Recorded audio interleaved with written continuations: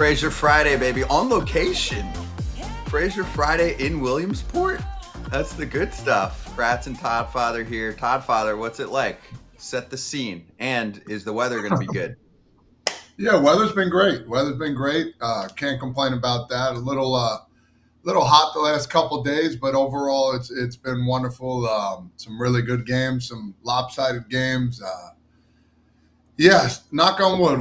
We hope the weather holds up, because I got the game tonight. I got Hawaii versus Connecticut. That's going to be an absolute battle, East versus West kind of battle. Two teams that are going to probably be there at the end, at least battling to get to the championships. And it's been a lot of fun so far. A lot of fun. Nice. All right. So what's your schedule? I mean, I know you just laid out what you've got tonight, but what is it like? Are you doing 1-2 games a day over what course of time? So for people that don't pay attention as much to Little League World Series, but they love you on here, they should give it a little shot. Yeah. So I'm doing 16 games. For this week, the first day I had 2 games, and now I have 1 game all the way up until Sunday, and then 2 on Monday I'll broadcast, then back to 1 on Tuesday, then 2 on Wednesday, 2 on Thursday, 2 on Saturday, 2 on Sunday. So my week picks up as we move forward and the games get bigger and bigger. So it's enjoyable. I love this time of year. My 5th year doing it, and pin trading has been incredible too. So let's not forget about that. Oh yeah, let's talk about that. We're gonna do that in Slap Pants. We'll give a little more information on pin trading. Let's get to some big league action. So Sunday you have the Little League Classic game, which we talked to your boy Tim Kirkjian about the other day, and we have Players Weekend happening over the next few days. So let's charge. Charging the mound. Shame on me. I should have looked at this before we launched, but I'm looking at my notes, Kratz, and I noticed they said there won't be any special unis with the players' nicknames. No? That's confirmed? What? We were talking about that as if that was back. You guys had me fooled. Like it was coming back. It's not back. I was fooled. No, that's what I thought. I thought the nicknames were back on. I thought they had. Said who? Who told you that? Who told you the nicknames were back on? You got Manfred on line 1? I read too many. No, I thought this was a before the season kind of thing. Like I thought they announced it in spring training. Let me go back in my files. Okay, go back in your files, because apparently this was pulled from the league site. So they usually know what they're talking about. We got no fancy nicknames on the back of the unis. See, in today's social media world, that would play well. And it did play well from 2017 to 2019. I'm not going to harp on this for a while, Todd Father, but just like the All-Star Game uniforms, and that's a more passionate topic, we fixed that. Can we make Players Weekend a nickname thing on the back of the jerseys again next go-around? Can we make it better? This is just silly, man. Why can't you just change a little bit to make the fans love this game even more? I mean, to have a guy have some funny nicknames, like Aaron Hicks was A.A. Ron. There's awesome nicknames to be made out there. I mean, I just don't understand it. There's got to be some logic behind it that I'm not understanding. You can make personalized cleats, all right? Or can you make your bats personalized? Yeah, but like whatever. I mean, that's cool. Do the whole thing, man. Some guys might not even get in a bat during the game. So it's like, come on, finish the whole thing out. I think that'd be pretty cool to see that. And MLB, you can auction off the uniforms and make money, and send them to another charity. Like something that's just so simple. I don't know why they don't do it. But, some players like to keep their cleats. If you want the truth, they're so cool. They could hang them up in their, in their man cave or something else. Like not everybody wants to give all their stuff away all the time. So, little disappointing by MLB not having the jerseys. I got to be honest. I'm so disappointed in this, and I'll make it quick just because we don't need to keep harping on MLB. The B in MLB is clearly boring. You can wear custom cleats all season now. Ooh, so they're allowing them to have a bat that they customize? Like, come on, like you don't have to. Just get off your hands. Allow the players to just do something. To me, I don't know about Todd, but I still have my Players Weekend jersey. I think it's something that is unique, and they may overplay it sometimes in the sense of like, oh, we're just going to use his nickname the whole game. But to me, I thought it was fun, but hey, the B stands for boring, I guess.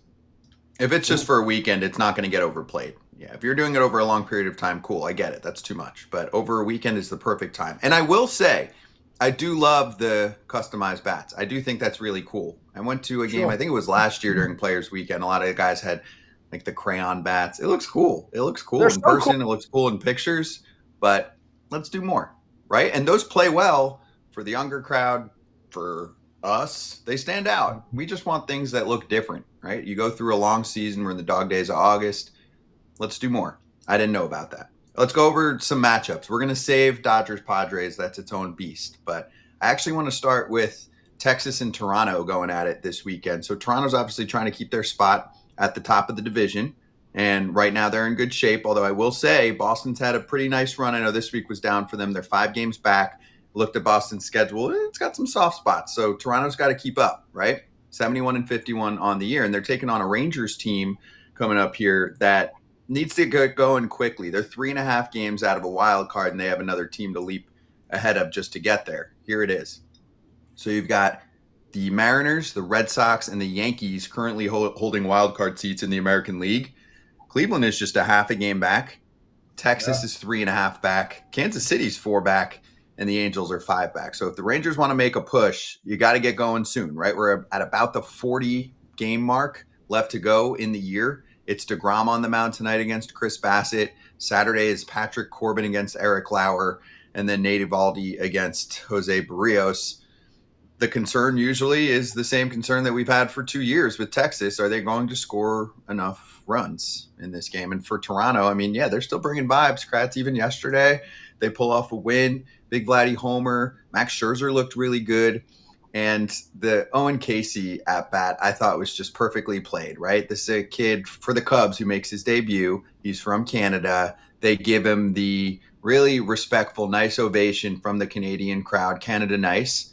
And then he gets absolutely robbed by David Schneider, who probably made the best defensive play he's made in his life. I mean, that was incredible out there in left field. Oh, nice, we have it. That's a beauty right there. Diving backwards to ruin the redhead's debut. I mean, it would be his first at bat, double in the left center gap, in front of the family, and it would have been off of Scherzer too. You would have had an opportunity to be like, oh yeah, my first big league hit was just a rocket double in the gap off a future Hall of Famer. My bad. First pitch too, Todd Father. He swung at the first pitch of his career, and he hit it pretty good. He drilled it. Yeah, and that's where you're like, oh man, is this how the major leagues is going to be? That's a shame. You want to get your first hit out of the way, your first swing. And I went up there like I'm swinging no matter what, and he did. He got a good pitch to hit, and now you're like, oh man, okay, all right, I'll be fine. The next thing you know, you're like 0 for 12, 0 for 15. You're like, this is his fault, but no, he'll be just fine. It was a spectacular play. Give it up for the kid. Yeah, and also, I mean, we'll move it right to the Cubs here. They're taking on the Pirates for 3 games this weekend. Kratz, the division looks like a long shot. They're in a pretty comfortable position, especially with a team like the Mets falling apart right now, and even the Mets are still in a wild card seat right ahead of the Reds. But for Chicago, they still have to solve their offense. Their offense has gone quiet, and they've lost their last 3 series against the Reds, the Cardinals, and the Blue Jays. Cubs and Dodgers holding those first 2 wild card spots. Feels weird to say that about LA. And then the Mets at 64-57, just a half game clear of Cincinnati. And then there's a little more separation after that. But this should be the medicine that you need. You catch a Pittsburgh team that's lost 5 in a row, and they've been stumbling around, so they haven't been in it for a long period of time. They can blitz you in a series or 2, but coming off what they just did against Milwaukee, it would kind of be embarrassing. I mean, you look at the way that Milwaukee manhandled them, and Chicago does have some big names in their lineup. This is part of why they brought up Owen Casey, but this could be the way to get them going. I mean, especially when you look at the bullpen, Kratz, like it's not the same. You lost Bednar. Like this should be the time period where Pirates are trying guys out. Cubs should be able to take advantage. Okay, but you said the Cubs need to work on their offense. The Cubs don't need to work on their pitching. Their pitching is going to be kind of what it is. I think their pitching is kind of a mid-rotation. I think their bullpen has to step up. But to me, you talked about the offense. You don't want to go into Pittsburgh. I was trying to look up who's starting the next few days for the Pirates, and I'm glitching, so I can't see it. But you're going to face some decent starting pitching. That's not what you want to see when your offense is just not clicking. You don't want to go into Toronto and see Gausman and see Barrios and see I forget who else threw against them. But, Scherzer yesterday. You don't want to see a Lowry. You want to see a team that maybe has a little bit of a softer starting rotation. I was trying to see if the Pirates are going to – I got you here. Who are the three? Braxton Ashcraft for game one.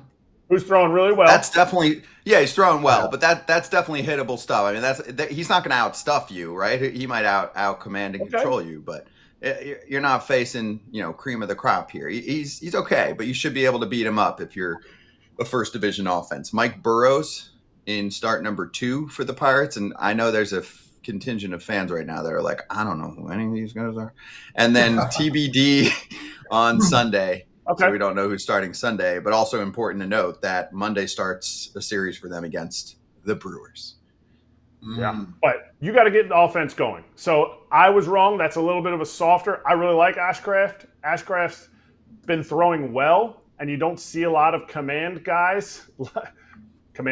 He's just not throwing 99 like you would see at Skeens or a Keller or all those kind of guys. So I was wrong. They're kind of dipping that. But in the division, you rarely have teams that in the division are like, man, like we're just going to come out and just hammer these guys for 3 games. In the division, you just know each other so well that they're usually close games. So it's tough. Even though it is the Pirates, it's a tough series to then lead up to the toughest series and probably the biggest series of their season since they're going to make the playoffs to test themselves against what I think is the best team in the NL right now. There you go. And that would be the Milwaukee Brewers. Hey, we're going to swing back. We're ready to go with Ken Rosenthal. It feels like it's been a minute. Kenny Ballgame back in town, back on fair territory this week, and back on foul territory next.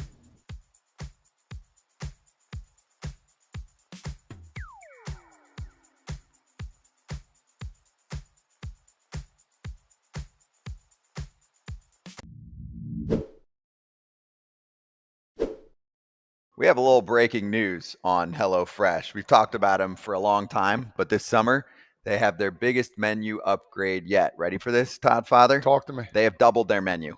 Doubled. Now you can choose from 100 options each week, including new seasonal dishes and recipes from around the world. 100 options per week. That's incredible. But to start out, what they had before was absolutely perfect.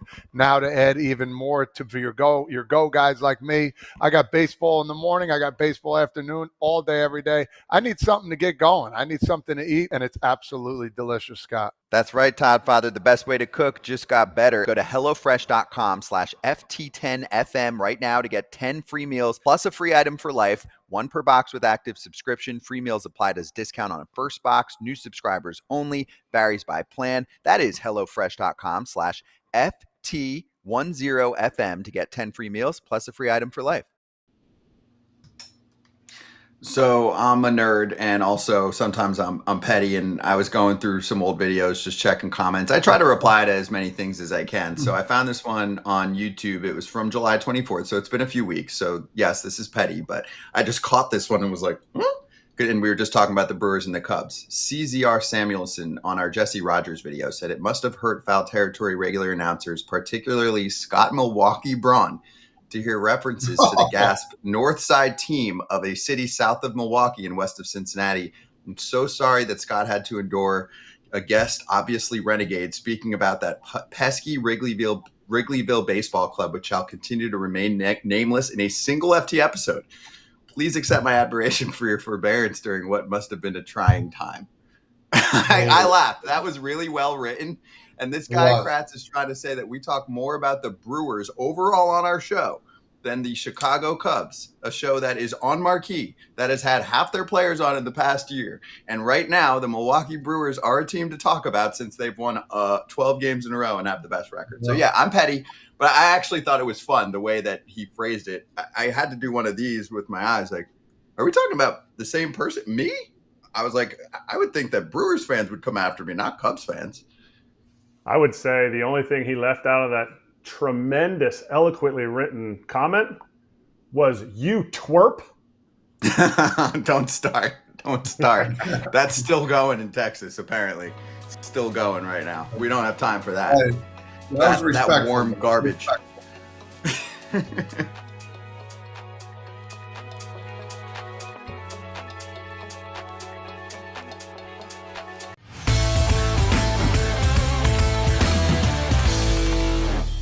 It's the Inside Scoop with FT Senior Insider Ken Rosenthal. He is fresh and ready to go. Ken, good to see you. And it's been about a week since we've seen you on Foul Territory.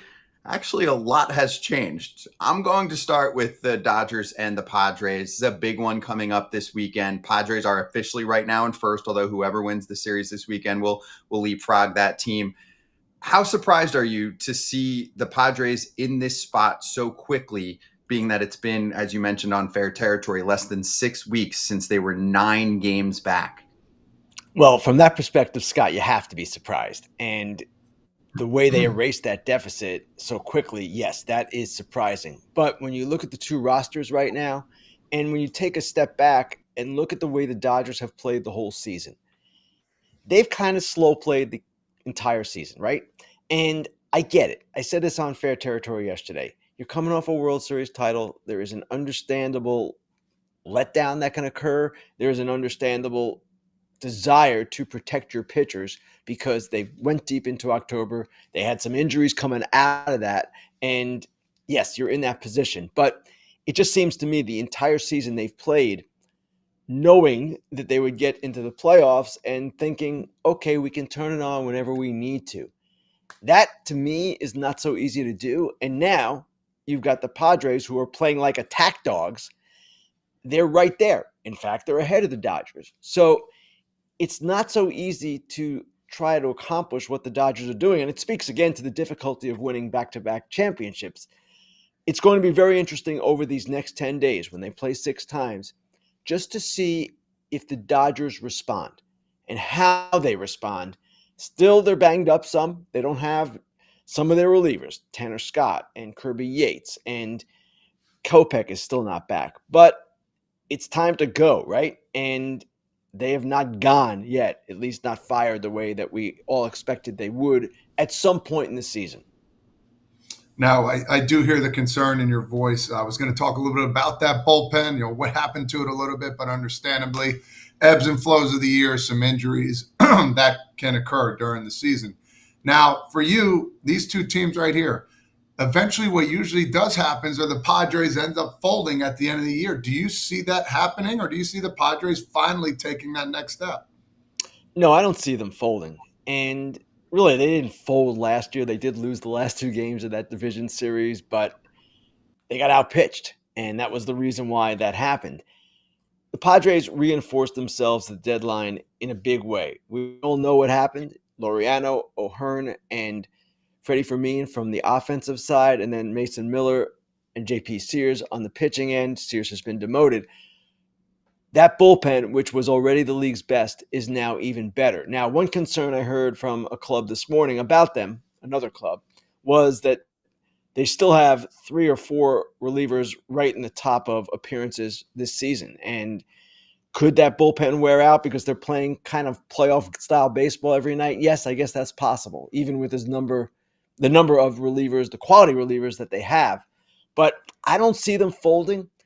If anything, they have this burning desire to finish the job that they did not finish last year. And that plays into this too, in my head at least. I don't know what you guys think about that, but not that the Dodgers are complacent, but they won last year. The Padres got knocked out after leading the division series 2-1 at home with a chance to close it out. And that can definitely affect the team's psychology and make them, they're always hungry. Players are always hungry, but there's a certain edge that the Padres have. They kind of had it last year too. That to me right now is different.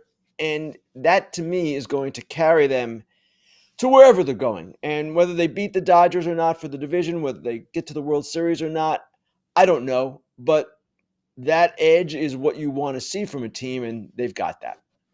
You mentioned it. The reason they didn't go to the World Series was because the last two games, the either Dodgers bullpen shut them down or the offense collapsed.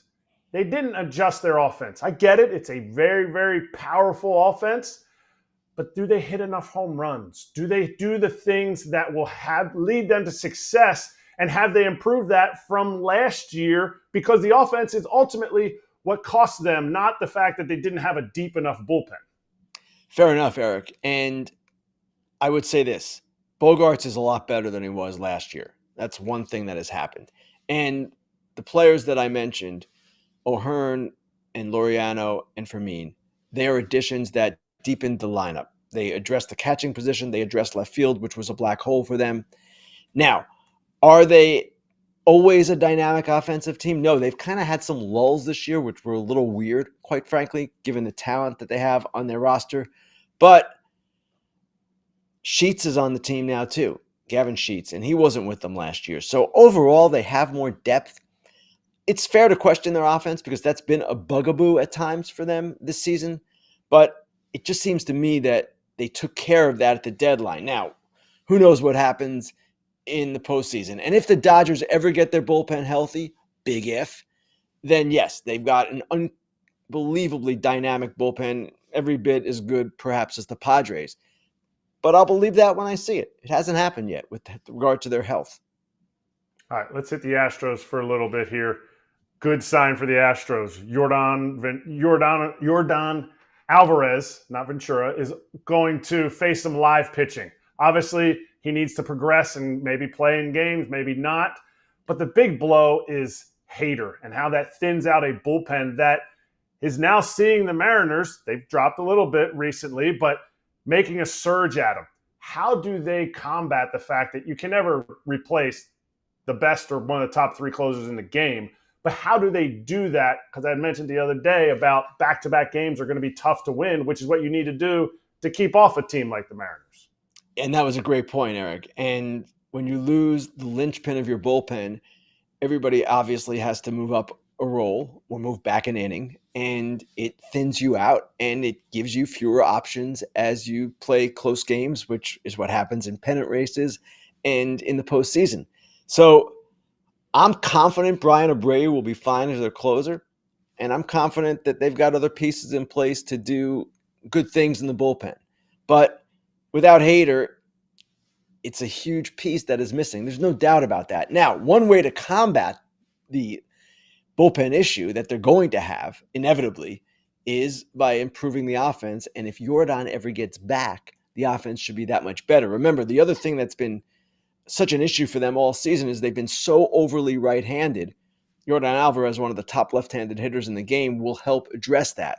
So the Hader thing, it looks like it's serious, or at least serious enough to be where the manager, Joe Espada, has said it will be more than 2 weeks, and who knows what that means because then he'll have to build back up again.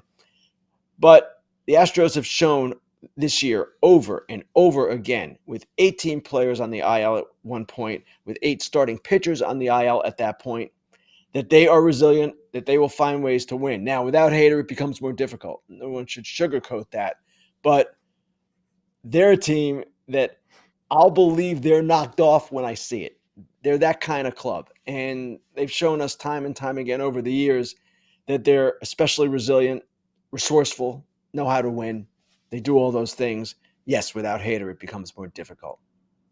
All right, before we go to the East Coast, we got to hit the Midwest a little bit more. Since you've been gone, since you haven't been on our show, the Brewers still haven't lost. They're waiting for you to come back. But my question is, and I said this to a last few guests that we've had, the Brewers are just rinse and recycle. It's 3 great starting pitchers. Maybe this year they have 4. It's a dominant closer. They've had Devin Williams, Josh Hader. Now the offense is ticking up a little bit.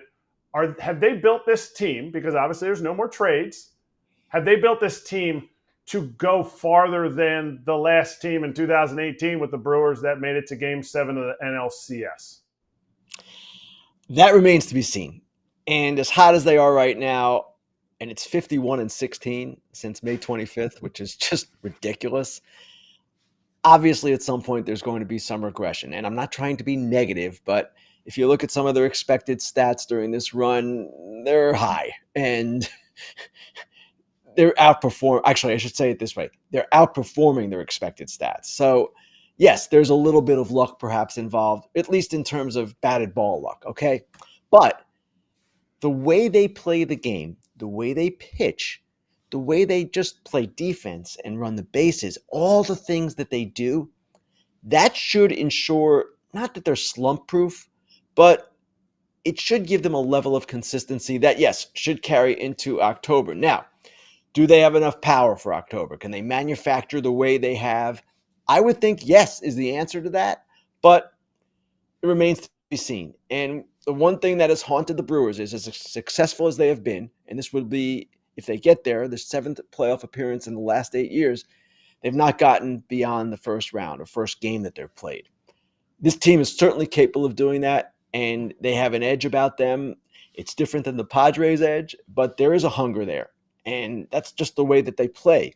So I love them. I love watching them, and I can't say what they're going to do in the postseason. I have no idea. But the fact that right now, I believe they have the best record in the majors by 6.5 games, it's astonishing. Absolutely, and I couldn't agree with you anymore on that. I'm going to go a little further to the East. New York teams. I mean, the Mets have just imploded. They are struggling big time. The Yankees, you don't know what you're going to get with either of these teams. I see the Mets are playing against the Mariners, who are absolutely scorching hot. You got the Yankees. I think you're in St. Louis right now, or doing the game in St. Louis. Talk a little bit about what you're going to see from these two teams. Are they going to make the playoffs? Like what is going on here? I don't know that the Mets can be any worse than they've been recently. And I was looking at some expected stats this morning, and they're at the bottom pretty much of everything, which means that they should be performing better than they are based on the quality of contact and all that. It sounds like excuse making at some point. And hey, at some point you've got to produce. Expected stats don't help you in any regard. But I still believe they're going to hit better. Now, the starting pitching is the main problem. And we've seen this trend now where they haven't gotten 6 from anybody but David Peterson since early June or whatever the date is. That obviously is a problem. They've got the kid McClain coming up to pitch tomorrow. And they have some top pitching prospects that maybe will figure into the mix down the stretch, that need to figure into the mix to get them first to the postseason and then maybe where they want to be. It's troubling what's happened, and Helsley has not succeeded since coming over in a big way. He's basically flopped. That's a problem too, but I still see them coming out of it. Now, coming out of it to go to the World Series, I don't know, but I do expect them to play better. The Yankees, I'm worried about the Yankees in a number of different ways. Bullpen, obviously, with Williams not doing what he's done. Yes, Bednar has come in, but they still have some questions there. Starting rotation, Max Fried pitches tomorrow. He has not been as good as he was early in the season, and they need him to be as good. And then you look at the offense, it's streaky. They've got to play Grisham in the eyes of a lot of people over Dominguez. There are a lot of things that are just kind of curious there. What has happened to Austin Wells? I don't know where the Yankees are ending up here. To lose a playoff spot to Cleveland, you saw the standings right there, would be sort of incredible, considering that Cleveland lost 2 of their best pitchers to the gambling investigation and really did nothing at the deadline other than trade Shane Bieber. They've kind of just punted on the season in a sense. Not the players, but the front office said, we're not going to add here. We've just lost 2 of our key guys. So they obviously have been a story all season long after their good start and the way that they've played. They've been kind of the anti-Brewers, right, with their lack of consistent fundamental play. Are they better than they've shown? Yes. And what Aaron Boone is saying and has said consistently, that it is in front of them and they're a talented team. All of that is true, as much as Yankee fans don't want to hear it. But it's like anything else. At some point, you have to show it. They have not shown it consistently enough, and 2 out of 3 against the Twins, they're perennial punching bags. That's not an answer long term. Ken, last one.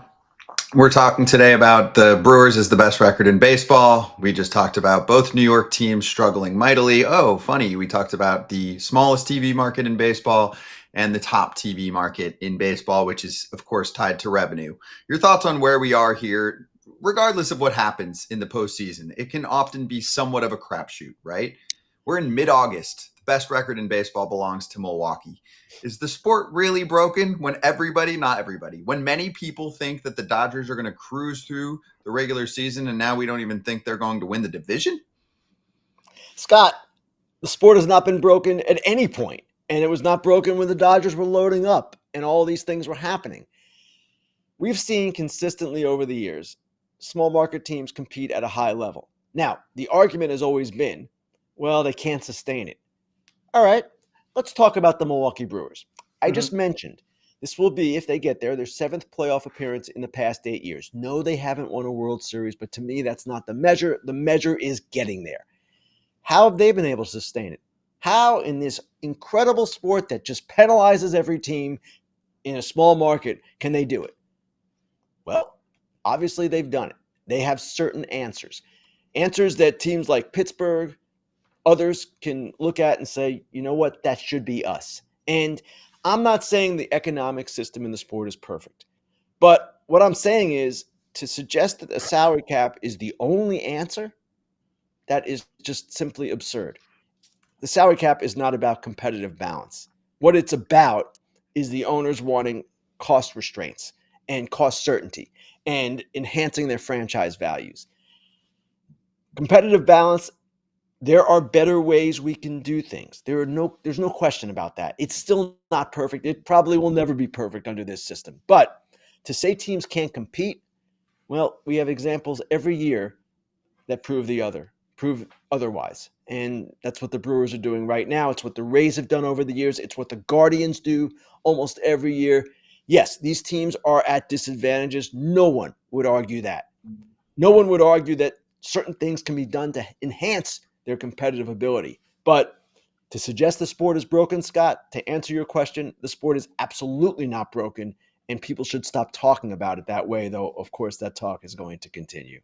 Oh, no doubt. And that's why we have to play some defense here and be like, everybody relax. We're having fun. This is an unpredictable season. Yankees-Dodgers World Series last year does not happen every year. The year before was Texas and Arizona. So with the news this week about Minnesota, I felt like it was important to ask because it feels like that ownership group is definitely holding on tight to see if things can change in a CBA and get their price. And it's just really grinding my gears. So anyway, Ken, thank you very much. You know, and hey, you did a little bit of it on Dork of the Week for Fair Territory. So I'll give everyone the preview there. If you want to hear more about the Twins and their situation from Ken, make sure you tune into Fair Territory. Ken, thank you. Have a great call this weekend. Thanks, guys. You can catch Ken on Saturday, Yankees, Cardinals, matching up. But you can also catch Ken on Fair Territory on Monday, recapping the weekend. Plus, listen to yesterday's episode. Still everything super relevant and fresh, including Dude and Dork of the Week from Alana and Ken. We'll be right back.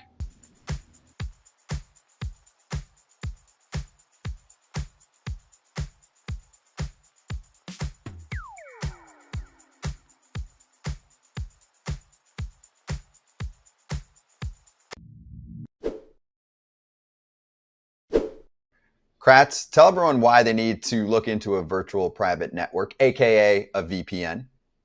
It's kind of like wearing trousers. It keeps everything private and secure whenever you venture out.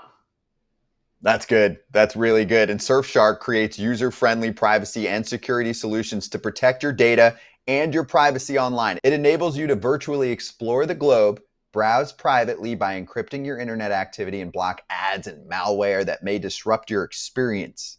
So go to surfshark.com/foul or use the code FOUL at checkout at surfshark.com to get 4 extra months of Surfshark VPN. It's a risk-free 30-day money-back guarantee, and the FT fam is hooked up with 4 extra months of Surfshark VPN when you sign up at surfshark.com and use the code FOUL. It is time to take control of your online security. Try Surfshark today. Here we go. Roki Sasaki made an appearance and struggled through one inning on his rehab assignment. A couple runs, 3 hits. Fastball was 93, 94-ish. Kratz, you saw a little bit of this? Yeah, I mean, you have the MILB.com, so you can just click on it, figure, see where he's at. It's intriguing to me. I don't really care about the velocity, but it's intriguing to me that you're always going to give up hits in minor league games because dudes are like, Roki Sasaki, big leaguer, I'm going after it. And a couple of the hits were pitches out of the zone that you were like, okay, that's fine. But at 93, 94, he should still be able to work that fastball, should be able to stay out of areas where guys can't hit it, and that late life. They don't call it the ghost fork, whatever they call it, the knuckleball that's a fork ball. Seemed like it was moving a lot, but it's always going to be out of the zone. It just didn't look like his rhythm was there. And minor league games, you never know what's going to happen because these dudes all see the big leaguer and they're like, I'm getting this guy because I can always say I got a hit against the big leaguer. Scotty, we always talk real quick. We always talk about his fastball. I talk about, listen, it to me, it's one of the most straighter fastballs I've seen. Like, it doesn't have much movement, Kratzy. And I talked about when he first came up, that fastball is going to get hit. He has to develop more pitches, which he has. And in the minor leagues, I think it's about feeling healthier than understanding that you're getting hit. So is it a red flag? I would say a little bit, but understandably, he just wants to be healthy at the end of the day.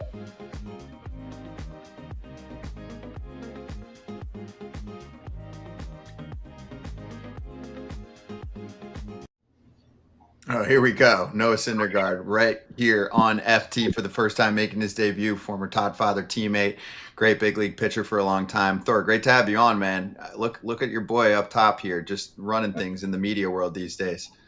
Hey, what's up, fellas? Thanks for having me. Todd Father. What kind of hair you got going on?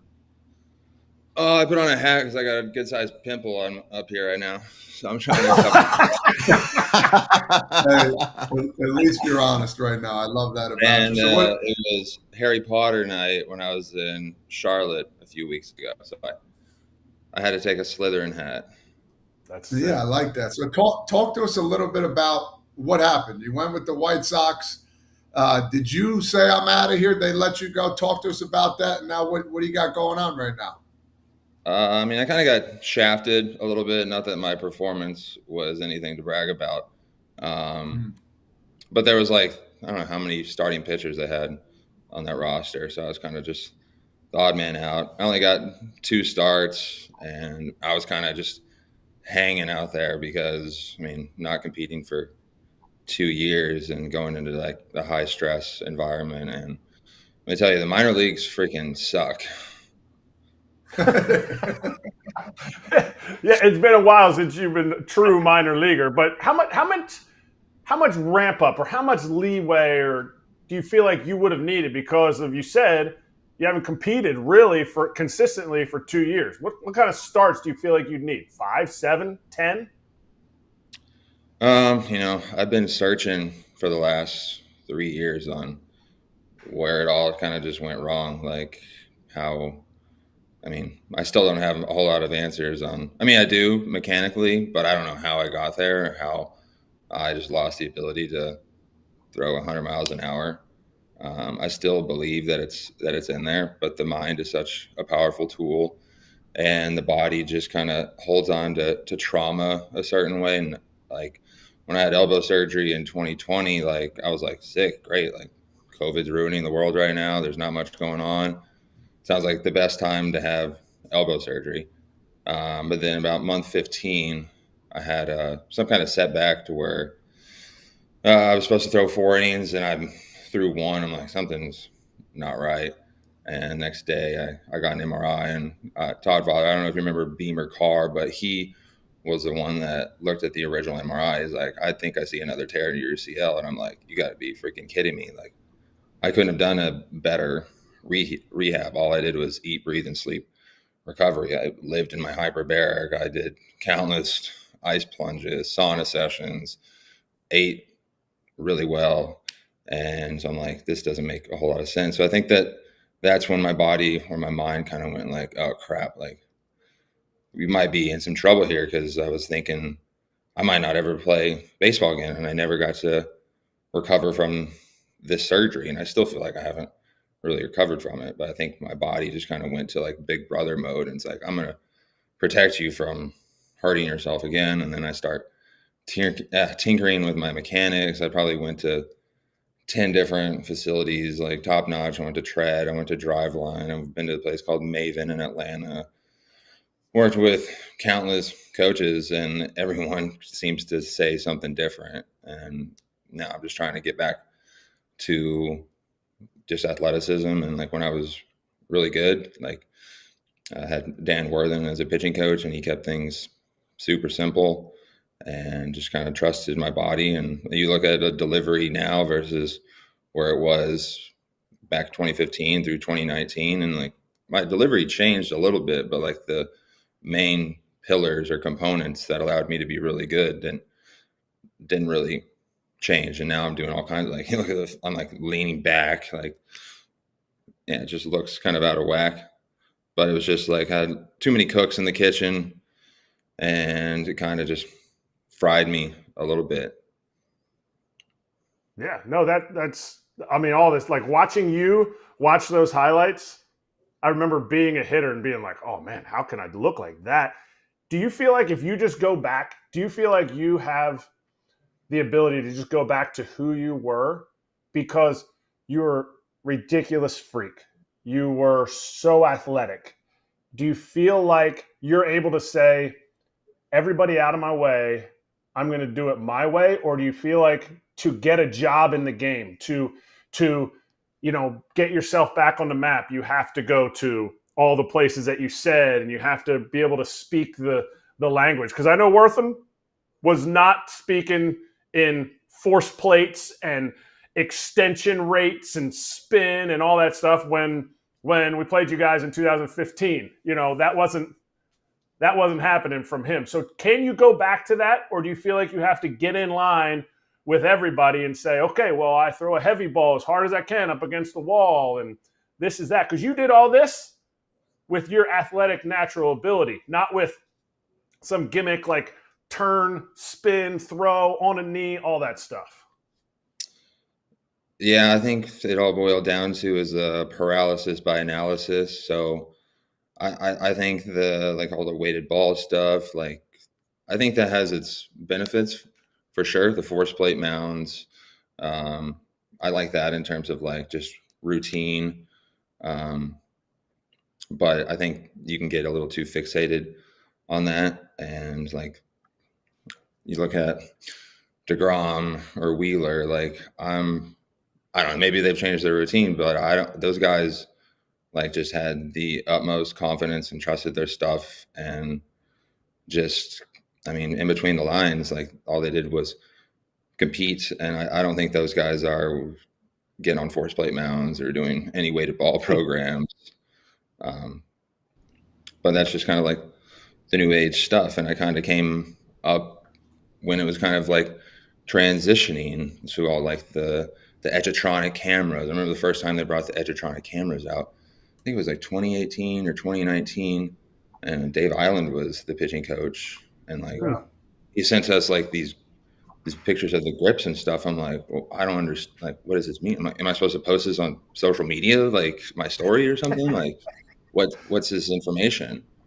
And then I got like really fixated on like the TrackMan numbers, and I think there's some benefit to it there, because I remember one time I was pitching to Jay Bruce, and I think it was with the Phillies, and I threw two fastballs like at 98 up and in, and like had 18 inches of ride. And then the next pitch I threw in same location, it was only 14 inches of ride, and he hit it into the Pepsi porch or whatever it's called now. But I still have the utmost confidence in me to get back. It'll be a hell of a success story, and you know, it just doesn't make a whole lot of sense to me. So I'm going to continue to try, because I mean, I'm in the best shape that I've ever been in, like in terms of like mobility, strength, power, just proprioception. Like I think I'm in the right path. It's just, you never think you're going to be in the situation, but it kind of just defines on what kind of person you are. No doubt about it. And you've always been intricate about who you are, how you go about things. You're a big component of lifting. I love everything about this because whenever we had our conversations, we always had good talks. And, anything you talked about, I was the exact opposite. I was the guy, let's go, grip it, rip it, let's get in there. You ever think about, now, there's so much technology as you talked about. You ever just think about just getting on the mound and saying, you know what, screw everything else.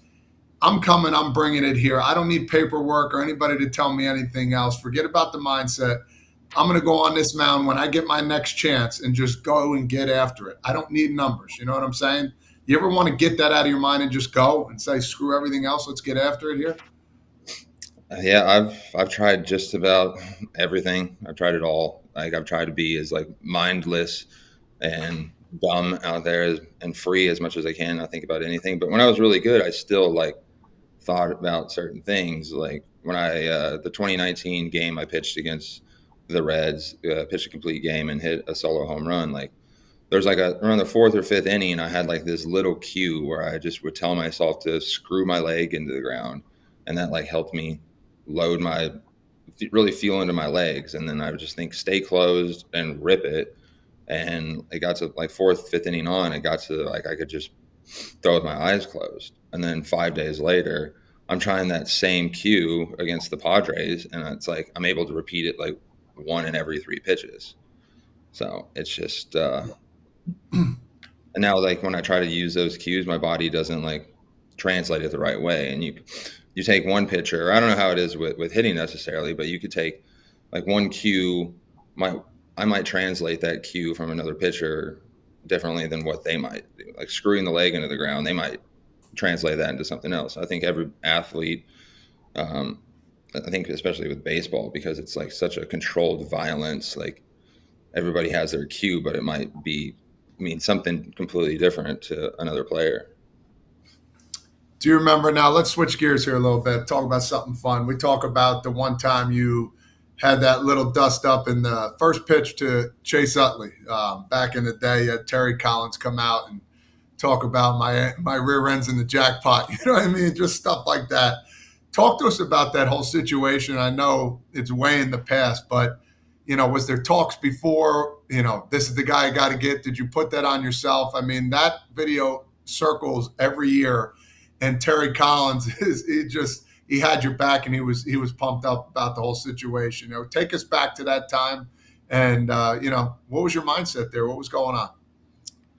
Oh man, Terry is the best. I love that guy.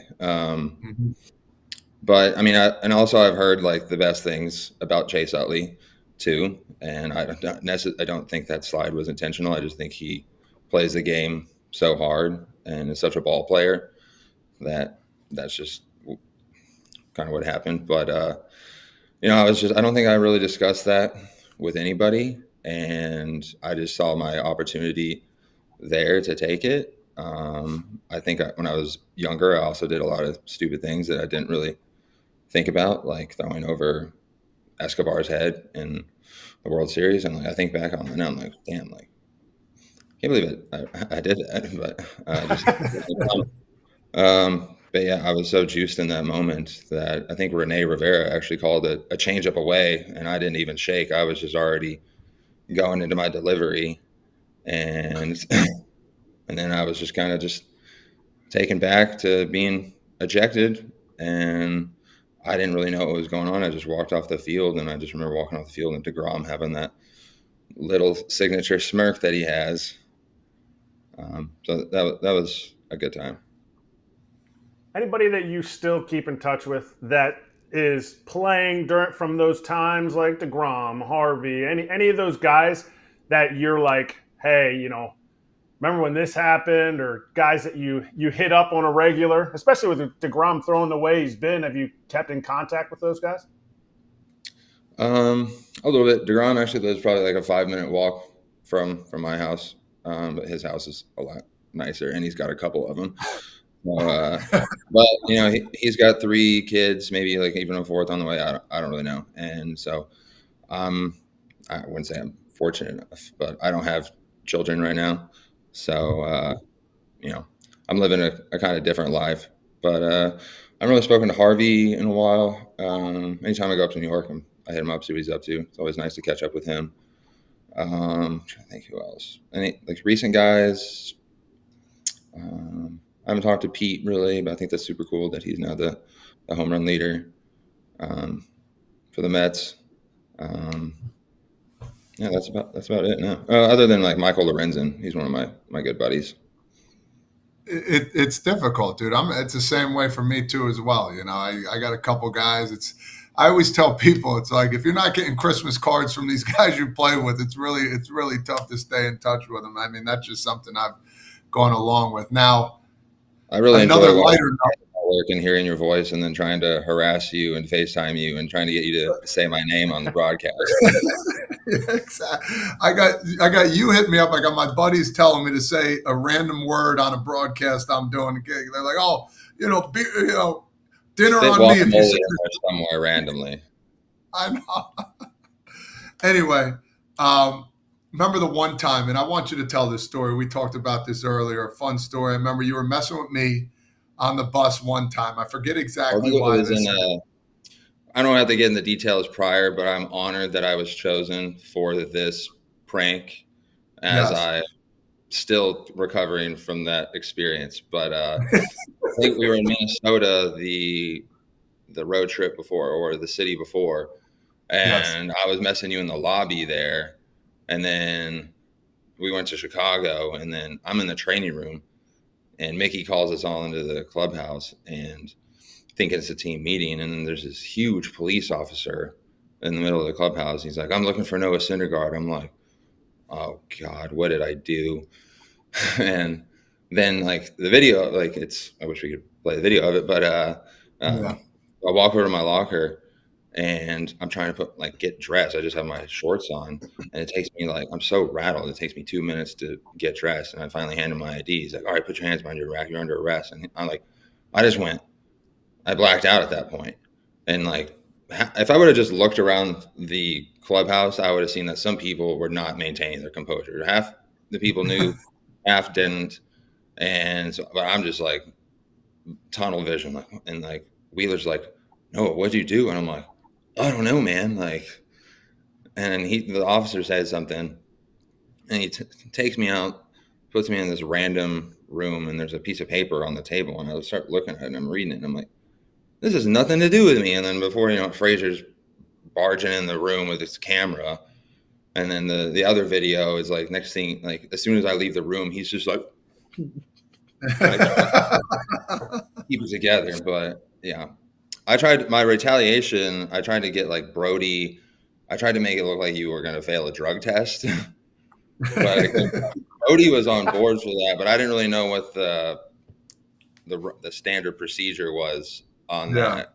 But if I could have had it done, it would have been nice. But it was like a big brother, little brother moment. And I've always felt family with the Todd father. My mom is she'll say she's from Tom's River, but she was born on the naval base there. And I think they moved when she was 3 months old. But we'll take that. She knows, Jersey girl. So that was Sergeant John Connolly, by the way. Absolute beast. Came in. He's 6'7", 275 pounds, all brawn.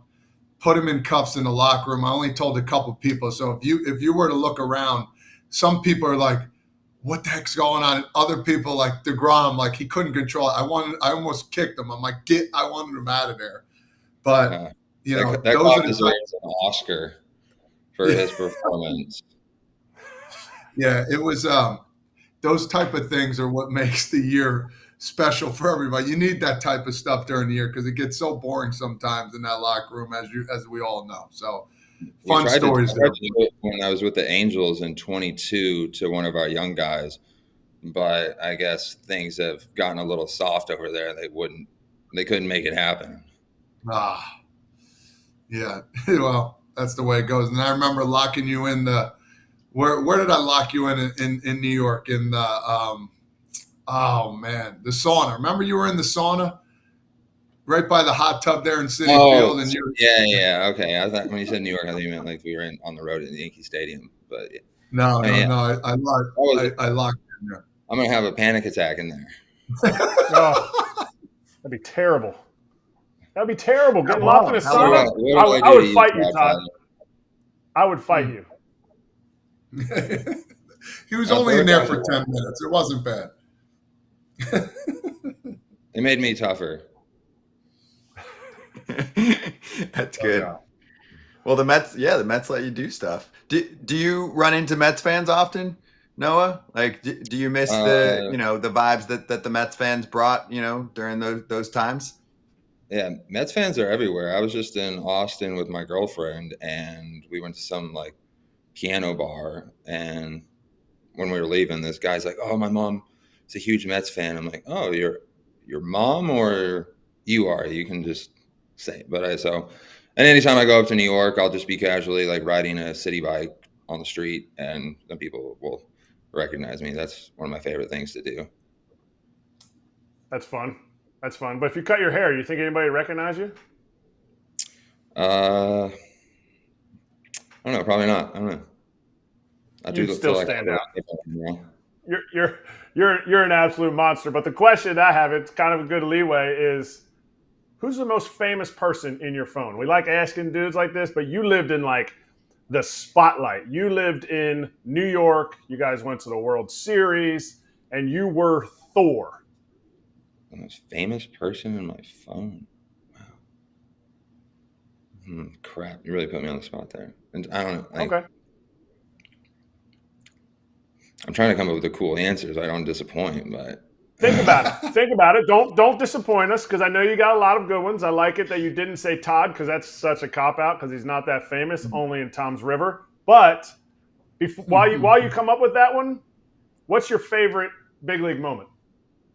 Okay, well, I don't have. I want to do like a phone number thing, but I've had some cool experiences. Like one of my best friends up in New York, his name's Mike Zanman, and he's really close with Michael Rubin. And Michael Rubin likes having those cool, overwhelming parties. And right when I got released by the Guardians, I just took a trip to New York for the week, and he took me to Michael Rubin at a celebrity blackjack tournament, and he let me play in it. And so I put my drink down at the table, and I go to the bathroom. I come back, and there's this woman named I think Lala Anthony, maybe, I don't know, was in my seat. So I just sat next to her, and she's like, "Oh, do you care if my friend Kim sits there?" I'm like, "Okay, cool." So I move over, and I look over, I look up, and I just turn back. I had to do a double take because Kim Kardashian was sitting right next to me, and I taught her how to play a little bit of blackjack.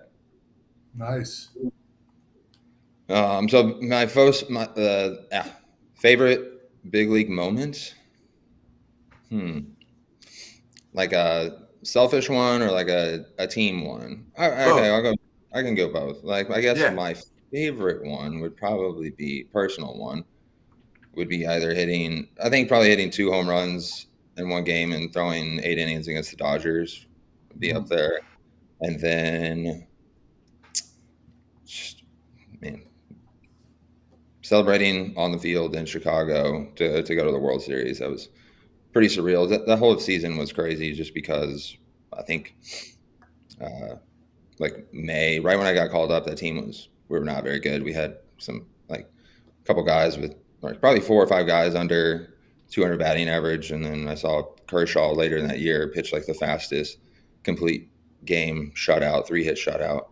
And then we got Cespedes, Kelly Johnson, Juan Uribe, a couple of like relief pitchers, and then made like just caught steam. Like just weren't the best team, but played really well as a team. Supported each other. It was just awesome to be a part of.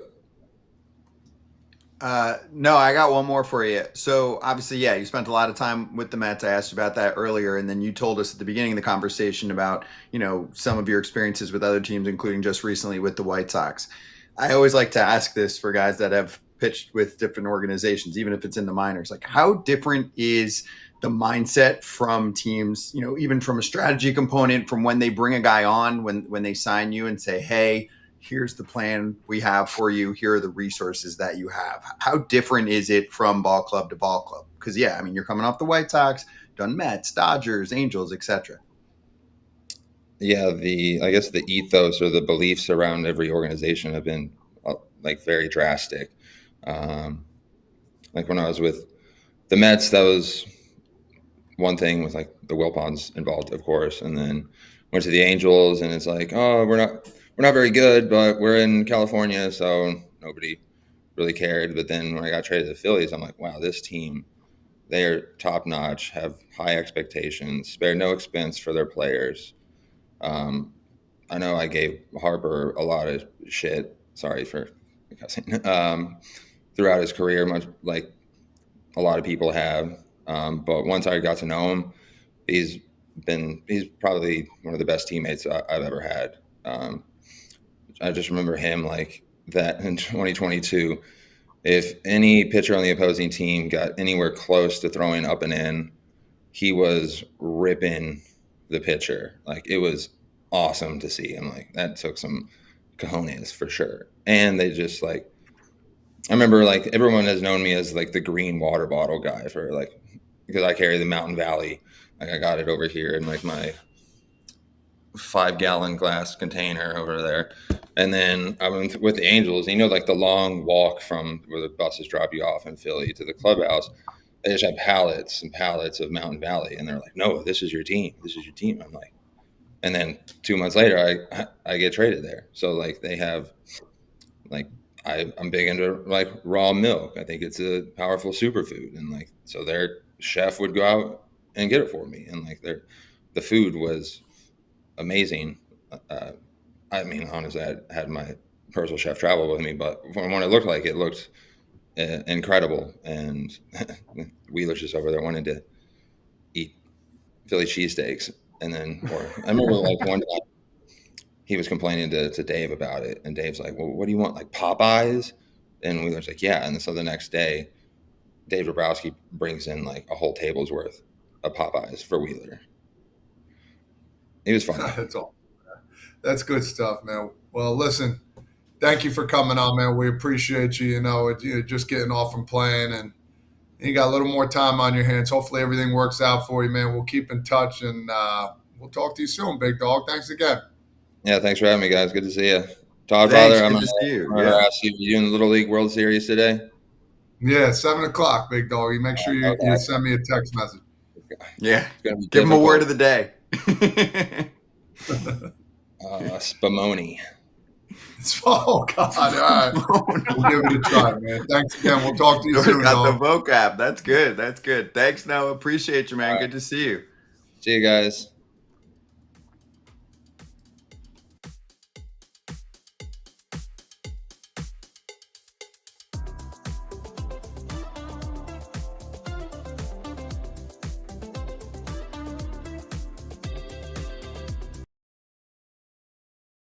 That word? Spumoni? No clue. That's easy. You can easily What do you work mean it that's in, Todd. easy? It's a layered Italian ice cream dessert. I don't even know it. Spumoni? How did he say it again? Yeah, It's Spumoni. Spumoni. Todd Father, have you ever heard of it? I haven't. Never. Okay, we're both from Jersey. Never heard of Spumoni. Guilty. I thought it was He's a that like. delicate person. I thought it was that like it was. You said it was layered ice cream, like almost like layered ice cream cake, right? Gelato. Yeah, like different gelato kind of colors all together, cake-ish. Yeah. Oh, maybe I've seen it and I just didn't know that it's Spumoni. I'm not the best guy to comment on certain desserts, to be fair. I'm not the guy for that. You know, I got there's food issues. there's dairy in that. Well aware. Yeah. These double raw milk chins. These in double Spumoni. chins get some ice cream. You don't get no ice cream. I will say though, top 5, that was great. That was cool to catch up with Thor, and obviously you get deep in the beginning there on what it's been like for him and how you can not pitch for a while and then get thrown into the mix, and unless you've got it clicking in 5 seconds, they're like, see you later. It's very hard. I mean, I don't know how to do that. It's incredible. It's whack. I'm not going to be able to do that one. It's not like the White Sox had just a plethora of guys that can pitch. Like they're just running through guys in AAA that are like big league ready, and they're developing them in AAA. I don't know. I'd say give the guy a chance. He has worlds of experience to a young roster. Yeah, he might not pitch that great, but what he brings to the roster, I think, can help the organization continue to move forward. But hey, you know what? I look at things differently. I'm with you. Yeah, for him, I mean, obviously, yeah, it sounds like he's going to try to latch on with another spot. He's 32 years old. It's not 40. Yeah, he's 32. Well, but it was interesting to hear Top Father how he said, like, he feels like he's got a hundo and all that still in him, but it's just tough to find it. He's gone through some injuries. So, yeah. And especially now, the game now, he's got to have that plus movement and other pitches, and he hasn't, been on a big league mound yet. So it's very hard, but knowing him, he can do it.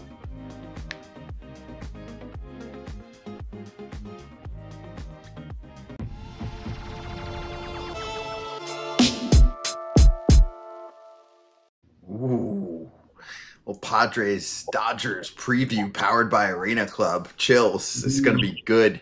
Got a weekend set. They're going to play 6 games against each other in a 10-day span, and the Padres enter this series with a 1-game lead in the National League West. We're going to do a tail of the tape entering this series. I'm excited about it, okay?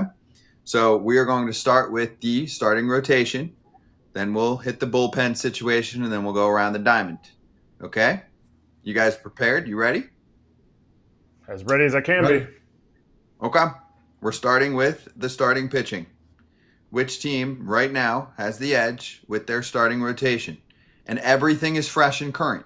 So Michael King hitting the IL, and it could be something small, but we don't know, definitely affects things. It looks like Kratz has that included in his answer. Go ahead, EK.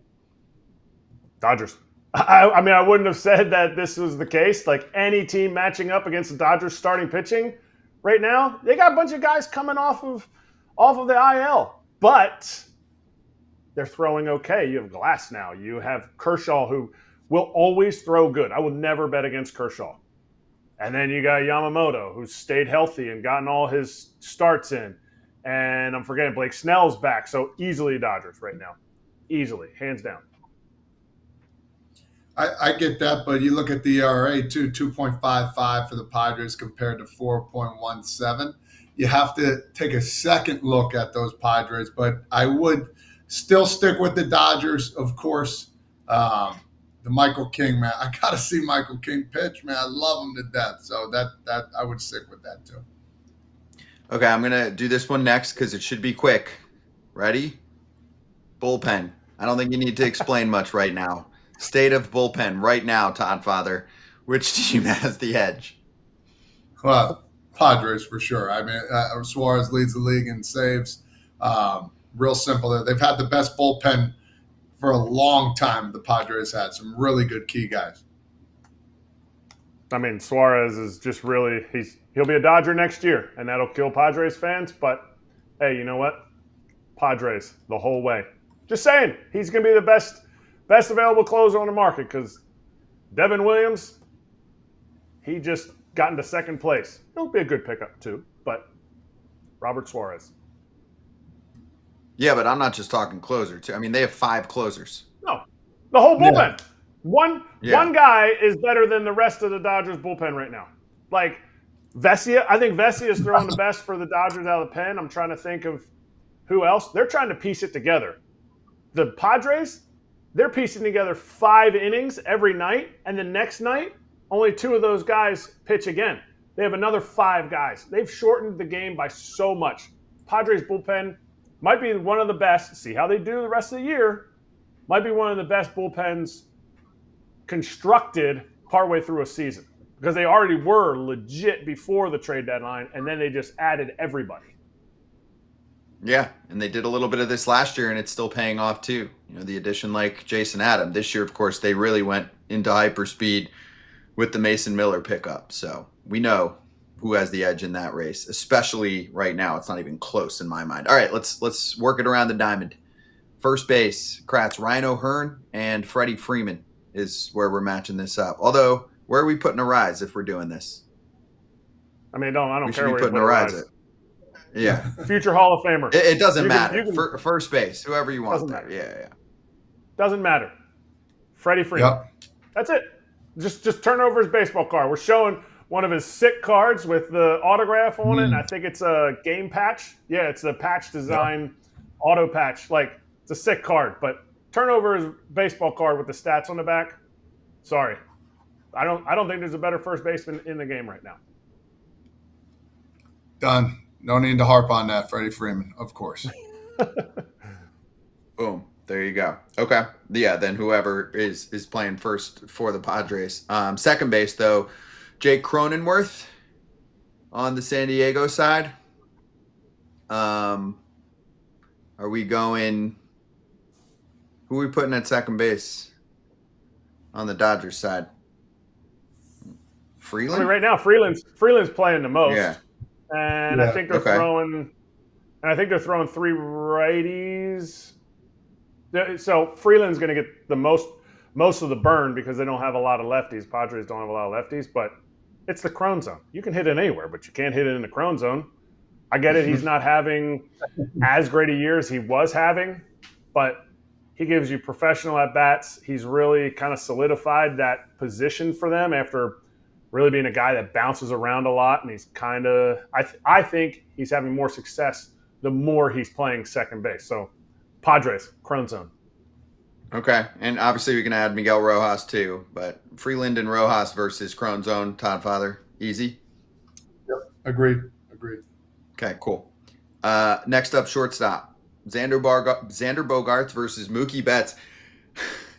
This one's interesting, Kratz. I see the smile because Mookie Betts is having the worst offensive season of his career, and Xander Bogaerts has actually been lighting it up since he made some changes after the first, month and a half or so, or 2 months really. I think it was mid to late June where he made the tweaks and then took off. I mean, right now, because we're going right now, Mookie Betts might be a Hall of Famer. Xander Bogaerts is playing better than him. He's playing better. In my opinion, he's playing better defensively. I think the numbers are very close. But this is the one miscast that I think the Dodgers – one of the miscasts I think the Dodgers have. I think their team is better with Rojas, who we just talked about at second base, playing short on the majority of the time. Not every game, but majority, and Mookie in right field. So because we're going shortstop to shortstop, right now I'm taking Xander Bogaerts. Agreed. Mookie needs to be in the outfield for one. Maybe that's part of what's going on here, another position. But right now, Xander Bogaerts is playing better. Okay. I'm being told we have to speed it up, so pitch clock's hitting us hard. Todd Father, Manny Machado versus Max Muncy. Manny Machado, one of the best third basemen ever do it. Mm-hmm. Max is he's not better than Manny Machado. I think Manny Machado is the better player.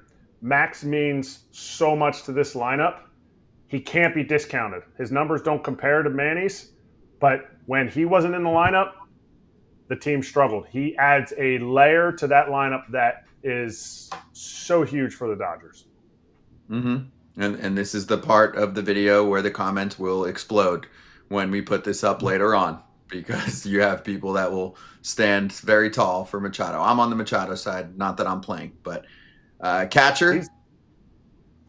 Will Smith, hands down. Sorry for easy. me. Yeah. That's Kratz's for me boy. and Elias Diaz, easy. Yeah. Okay. Outfield. So we're looking at Laureano and Sheets in lefts. I mean, are we counting Conforto here, who's been really one of the worst bats in baseball? Can I go through my three here? Can I just go three? Yeah. Go through the three. Yep. I'm going to go Laureano. I'm going to go Jackson Merrill, and then Fernando Tatis in right field. Okay. And do you like that better than what the Dodgers are throwing out there right now? I like Pages. I have to like Pages. I can't go on what Jackson Merrill did last year because we're talking about today. I think I'll take Merrill for his career, for everything going forward. Okay. Right now, I think Pages is doing better, but I completely agree with the other ones. Mm-hmm. Yeah, I'll throw Alex Call in there too, whatever. But yeah, I'll take Tatis, Merrill, and what they patched up here with Laureano at the trade deadline. Again, I'm not playing, so I don't know why I'm participating. We'll finish with DH. Luis. Yeah. If we're putting Arise at DH and we're putting O'Hearn at first, we've got Luis Arise against Shohei Ohtani. I love Arise. Hey, that ain't Luis close. Arise. Scott loves Luis Arise. He puts together such a good at-bat. He might be better than Shohei Ohtani. Oh, my God. Stop it. What voice is that? Is that a Harry Carey voice? Did you just whip out a Harry Carey That voice was just for Scott fun? Braun. Scott Braun saying, I love. If we could mix Ellie De La Cruz and Luis Arise, it would be the greatest player I've ever seen in my life. That would be a good It's mix. Shohei We Ohtani. should play that game one time. It's Shohei Ohtani. Shohei Ohtani versus everybody. Shohei Ohtani is the best player in the game right now. Sorry, he's pitching. That's it. He's everything, plus he's the best DH in the game. Sorry, Kyle Schwarber. Deal.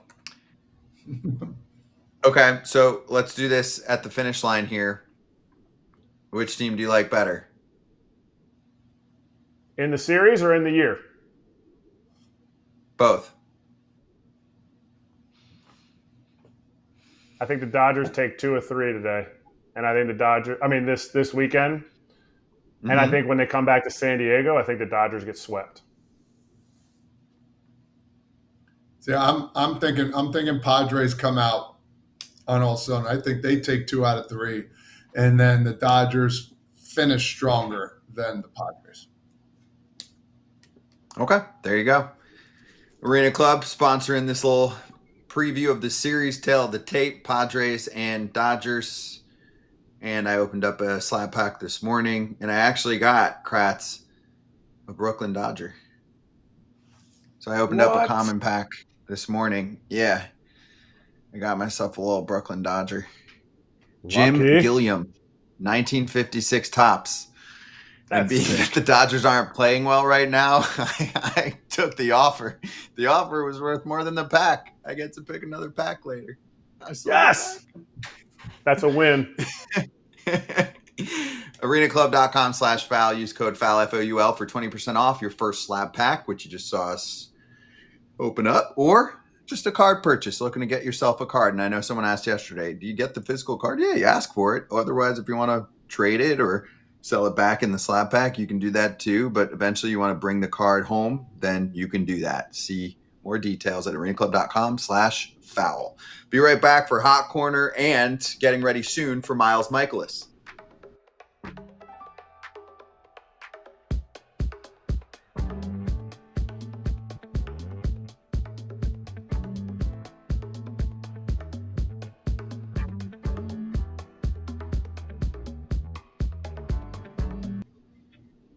Hey, we're back.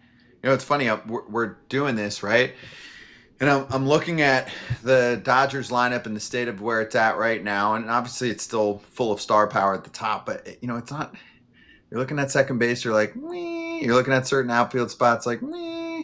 And then the Padres had that, right, for most of the season, Kratz, with the bottom third of their lineup. There was a point where people were really down on this team. Not me. But the bottom third of the lineup was struggling. And they really patched that up just now. I mean, that's probably the underrated component of what they did at the deadline, because Mason Miller steals the show. Right. I mean, that anytime you pick up a closer that throws 104, like, yeah, obviously that's going to steal the show. But I think when you look at teams that have had success into the postseason, winning World Series from some of their contributors at the trade deadline, rarely is it that monster pickup. Those guys, it's like, well, he's just doing what he's supposed to do. You think about the Braves, and they pick up Rosario. I think they picked up Eddie Rosario, Adam Duvall, Jorge Soler, won the MVP of the World Series. Ramon Laureano and O'Hearn are going to be guys that are going to get sporadic at-bats, but 5 games in a week of 7 games. And that's where you pick up on the margins when you're already a really good team. That's why they get an A+ at the trade deadline. You can't do you can't do better than what the Padres did. Mm-hmm. I agree. And by the way, I know we mentioned this for a moment, but the news for Michael King is that he was going to start, of course, this weekend, and he hits the shelf. Knee issue. So he just came back from the long absence with the shoulder. This is knee inflammation. We'll find out more details soon, hopefully. Randy Vasquez called up. Actually, he's had a good year. I mean, he's not going to outstuff you, but he gets it done. I think he's got one of the lowest K rates in the league. He gets it done, though. He gets that weak contact. That's what it's about.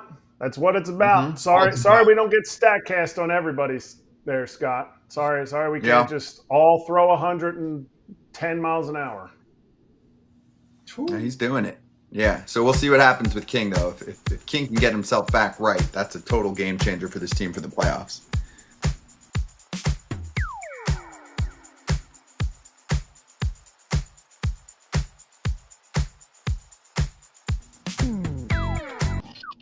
Hey, Miles Mikolas is here. Car parked. Good to see you, Miles. It's been a minute. How's the season going? How's it going?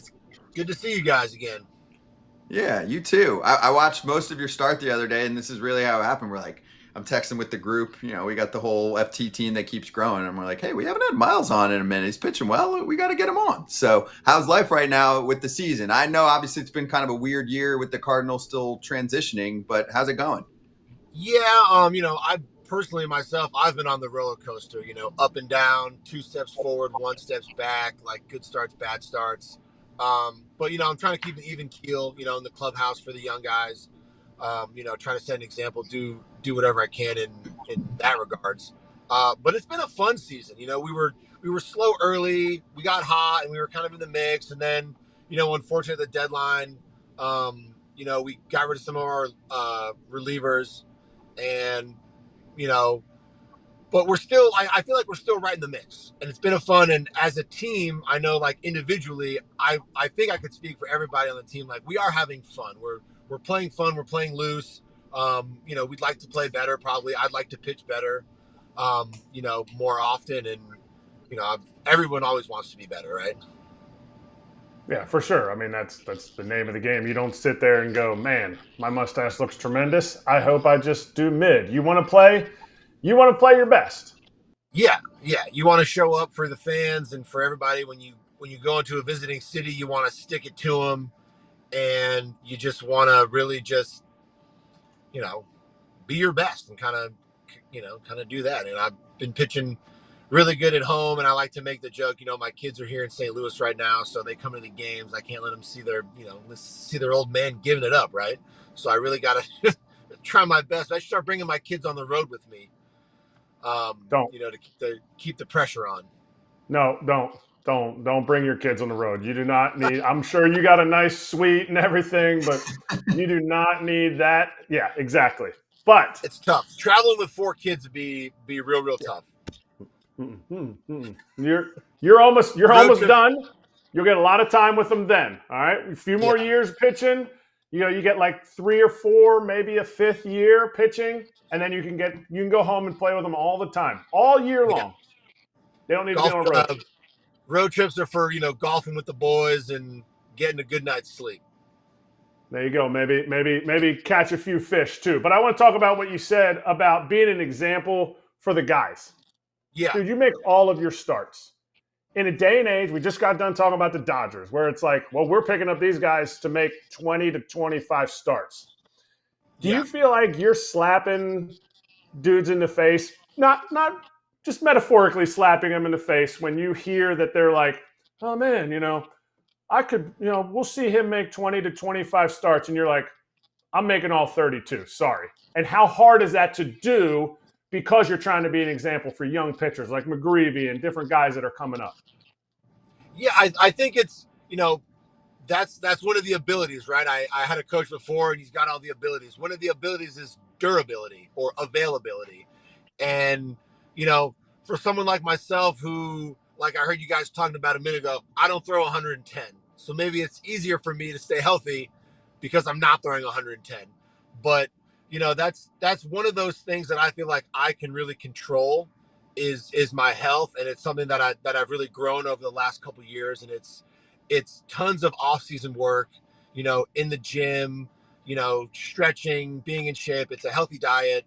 It's knowing my body, as I've gotten older, like what I need. Like, man, I really need to focus on, my shoulder or my elbow or my back.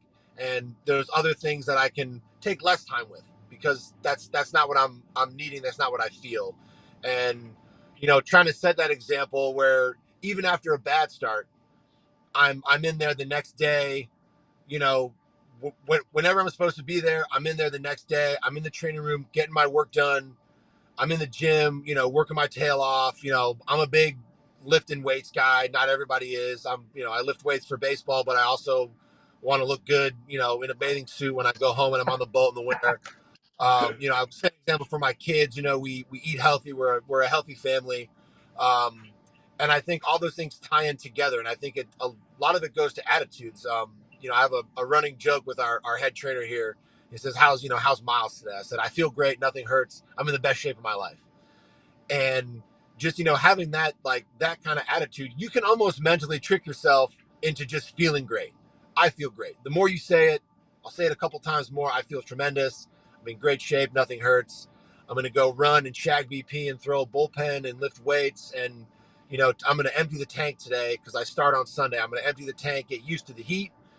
It's hot as all get out here in St. Louis.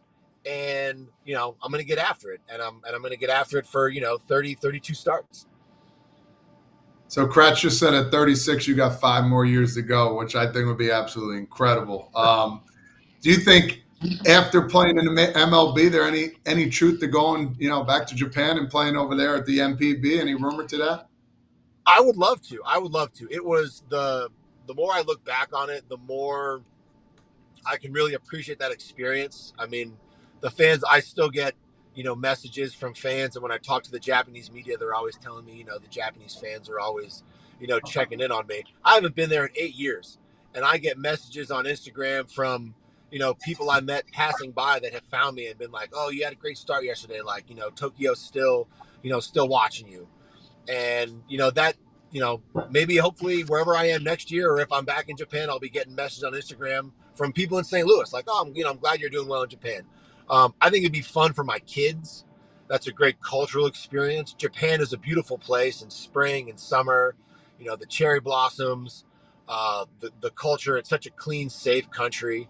I don't know, 41. I don't know. You're going to talk to my wife about, me playing until I'm 41. I'm finishing up 9 years this year. Next year would make 10. That's my main focus, is just going year to year. Finish this year healthy, hopefully finish it strong.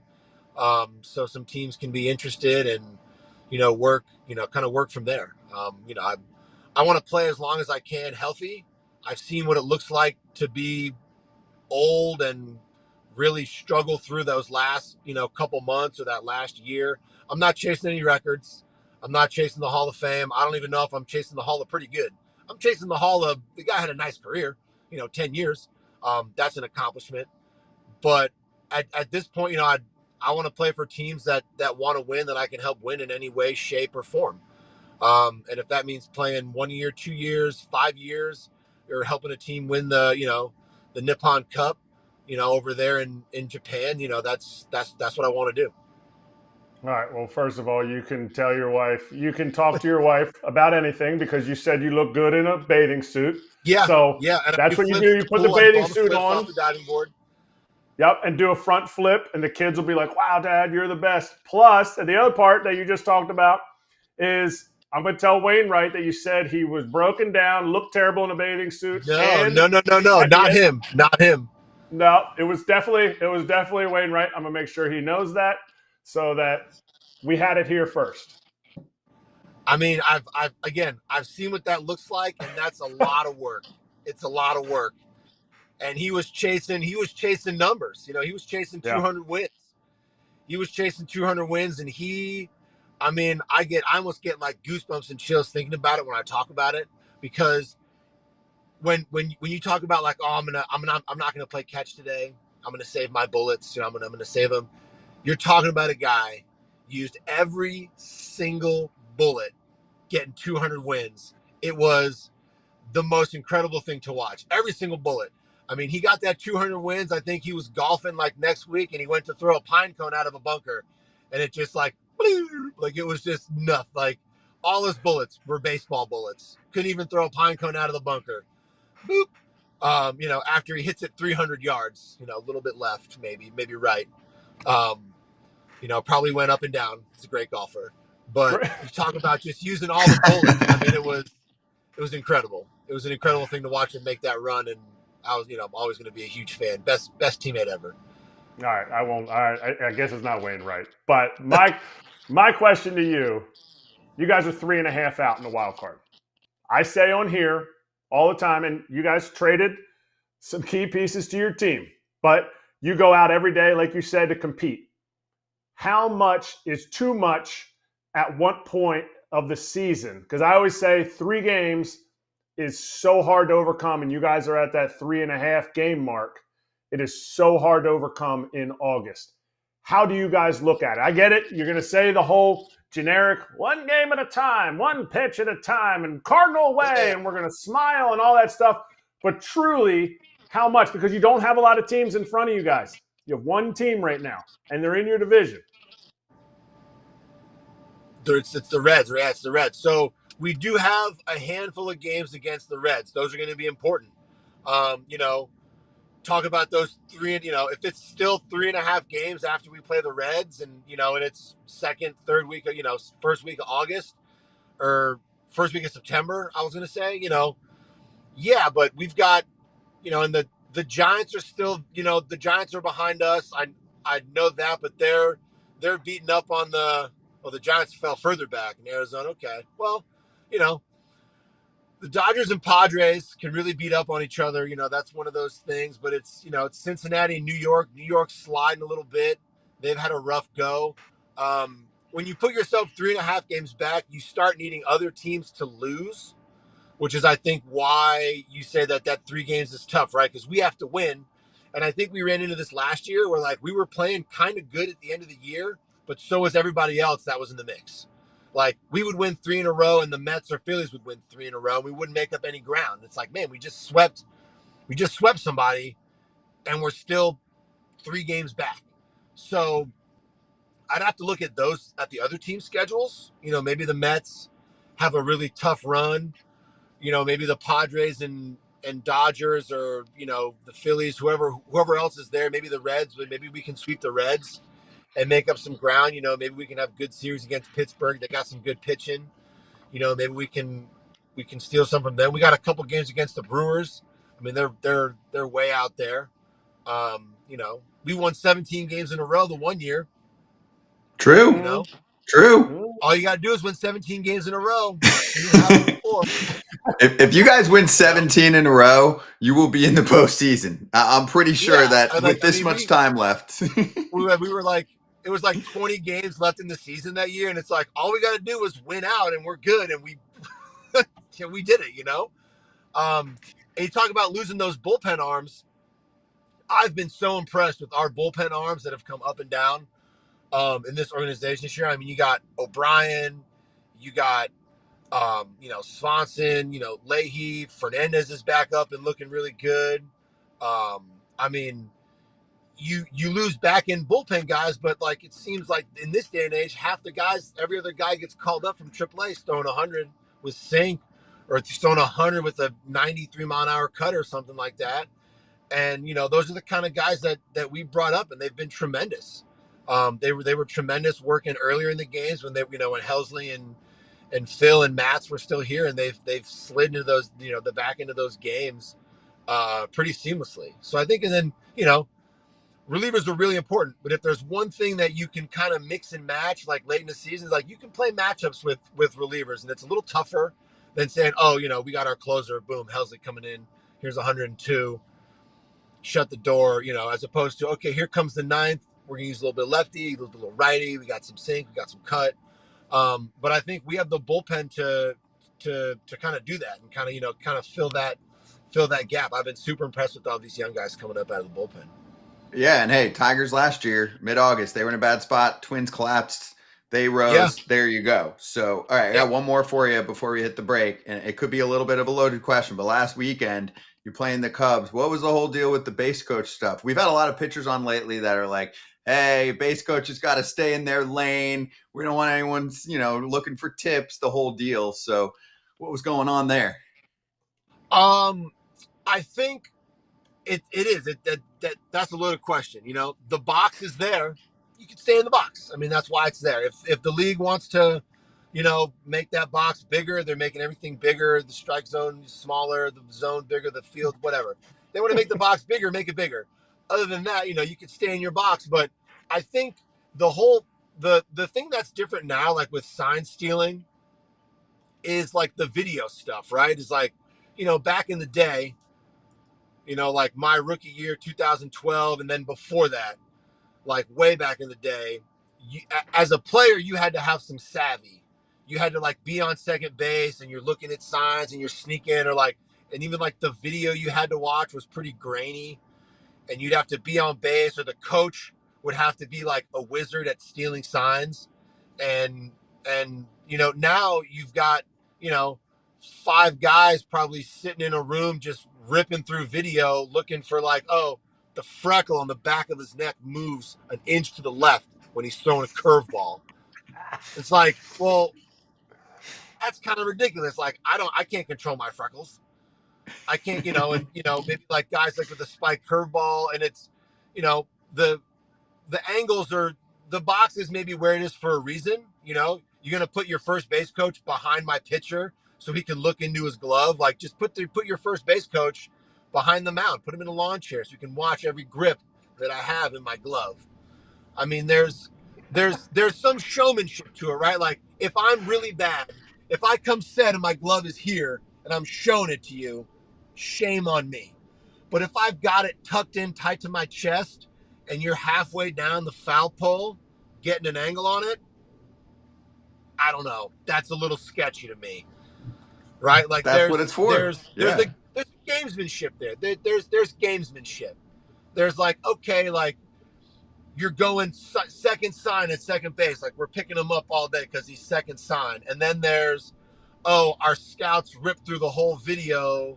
Like, this is why we have PitchCom now, because you got people in, I'm not going to name names. You got stadiums with the camera in center field, flashing lights, moving, blinking. You got people banging on trash cans. You're going to bang on a trash can, hit a home run because you knew it was coming, and then step on home plate and thank Jesus for it? Like, no, dude, thank the trash can.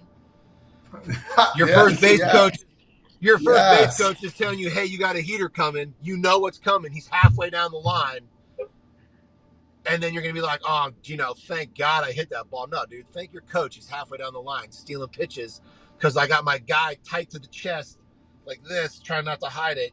And he's getting all, he's Lee Harvey Oswald in the book depository with all the angles, trying to do what he's doing, sniping signs out of the glove. Yeah. So if I'm so bad at it, my glove's here, I'm coming up like, wiggling the ball in my hand and you can see the split grip or something like that. Like, yeah, shame on me. But if you're going above and beyond, to me, that's it. The above and beyond to steal a sign. Is stealing signs illegal? No, they're not. It's not. But if you're going above and beyond, it's a moral, it's an ethics question. I got a C in moral ethics in college. I'm not the right guy to ask, maybe, but it's a moral and ethics question. Where do you draw the line that this is ethical and this is not, right? Beautifully stated. That is the mic drop moment. Perfect monologue. And it's a big topic that I think's not getting enough play. So I knew you'd have one of the best answers of all time that basically took me through a history lesson. They're stealing signs in the Little League World Series, and they're not supposed to. Because of gamesmanship, right? It's Little League. Just hit the ball or don't. And we got Little Leaguers stealing signs, and they're supposed to eject the kid. I saw some kid got ejected for throwing his bat way up in the air, and then he got suspended. We lost him. That was it. Oh, we got lost. We got a little freeze. All right, we got to take a quickie break, though. We'll be right back. We'll see if Miles is back.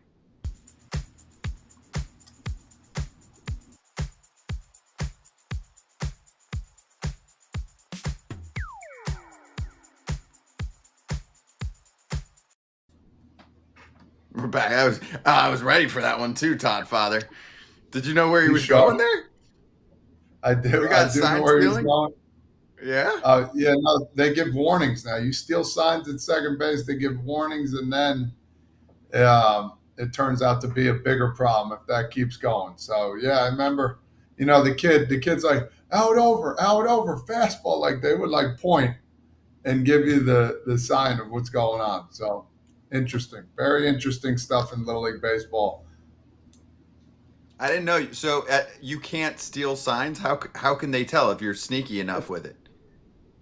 Well, I mean, is a 12-year-old really sneaky of going like this?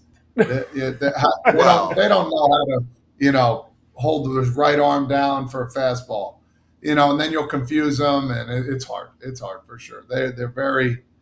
They show it for sure. That's the good stuff there. That was an all-timer. That rant from Miles Mikolas took me on a journey. For real.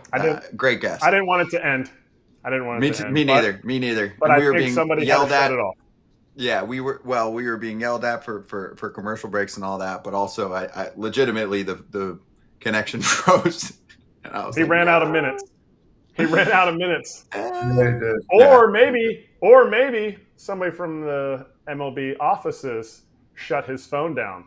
They were like, "Stop! We're going to need to do an investigation 1 year after all the stuff happened, since we're not proactive on anything." There's a reason why I'm bringing up this topic to pitchers lately, right? There's conversations that happen with players and stuff on the field, right? And it doesn't really hit the mainstream, and then all of a sudden it explodes. This feels like one of those topics. It always is with sign stealing, but this feels like the next chapter. Does it not? Just watch. Because they don't have the same ways to steal signs or steal pitches. Just watch.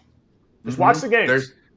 I even think, again, I start looking at certain teams, home road records, whatever. I'm not going to throw too much out there yet because I have my conspiracy theories too.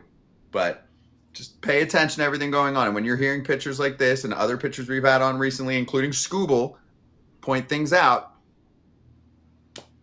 you heard it here. Be right back.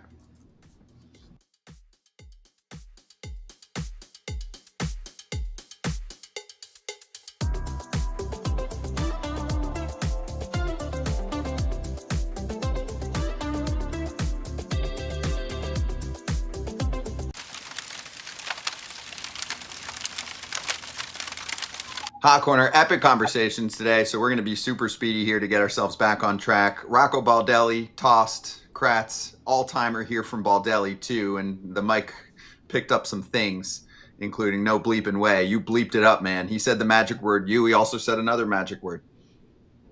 He did curse. He did curse before that, but when he said you messed it up, didn't use the word messed, that's when he was he wasn't even prepared to throw him. He went and threw him the other way. Like, I thought Bacon was going to give him one of these, but he turned and he was like, what, yeah. And I think Rocco actually might have gotten it wrong, but we have the view of slow motion, so just saying. Yeah, exactly. Also, just tempers flaring in general. The organization has been rocked lately, Todd Father, and I do think some of that's permeating right now for someone like Rocco Baldelli, who's like, give me a chance here, guys. You just sold away half my team, and you're not even selling the team.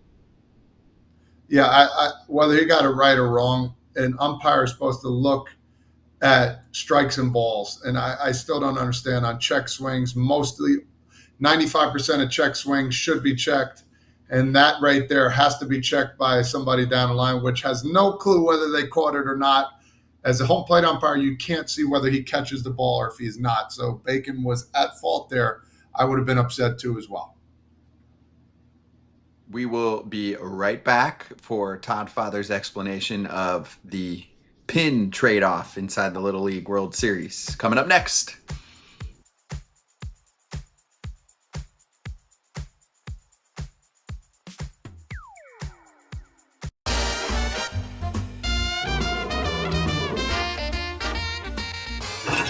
BetMGM free game of the day. The Rays taking on the Giants. And I love this time of year when sometimes the free game of the day does not mean a ton. Do these teams have an outside chance? Sure. The Tigers had loftier percentages to make the playoffs at this point last year. But let's be real. You're probably not locking in on this game as much as others. And you're like, wait, why aren't you giving love to BetMGM for giving out the free game? I am. But you also can throw a little money down on this game. And so if you're looking to do that and you're watching it and it's a late game, then go for it. We lost yesterday collectively, but we've actually had a very good week. Kratz, get us back on track. Over at plus even money, plus 100. I'm going the over at 12.5 in the Diamondbacks-Rockies game. It's Fott versus Gordon. If you look at some of the matchups, one, both of these teams' bullpens have just been an absolute sieve. Two, the matchups against each of the starting pitchers for both teams, there's some guys with a lot of success against each other. Guys on the Rockies against Fott, guys on the Diamondbacks against Gordon. So I expect to see some fireworks there in Colorado. This is one of the best word usage days in FT show history. I'm just throwing that out there. If you really pay attention to every word used throughout the day and phrase, this is an all-time day. Todd Father, how are you going to win us some money tonight? I'm not picking a team. I'm doing the under in the Mets game. Louis Castillo versus Sean Manaea. How you doing, Sean Manaea? 8.5 under at minus 120. I'm going to go 360 to win 300. Mets are reeling, and Seattle seems to win these close games.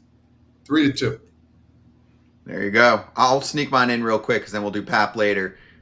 Jacob deGrom under 5.5 strikeouts. Why? Because he's facing the Toronto Blue Jays, who have by far the lowest strikeout rate in baseball. It's even lower when they play at home. DeGrom's averaging 7.6 Ks over his last 5 starts. So you're like, oh, he's good, but this is a different beast. So I'll take the under. I don't like to do it often in K props, but I'm going to give it a go with this one and test the gods, the contact gods.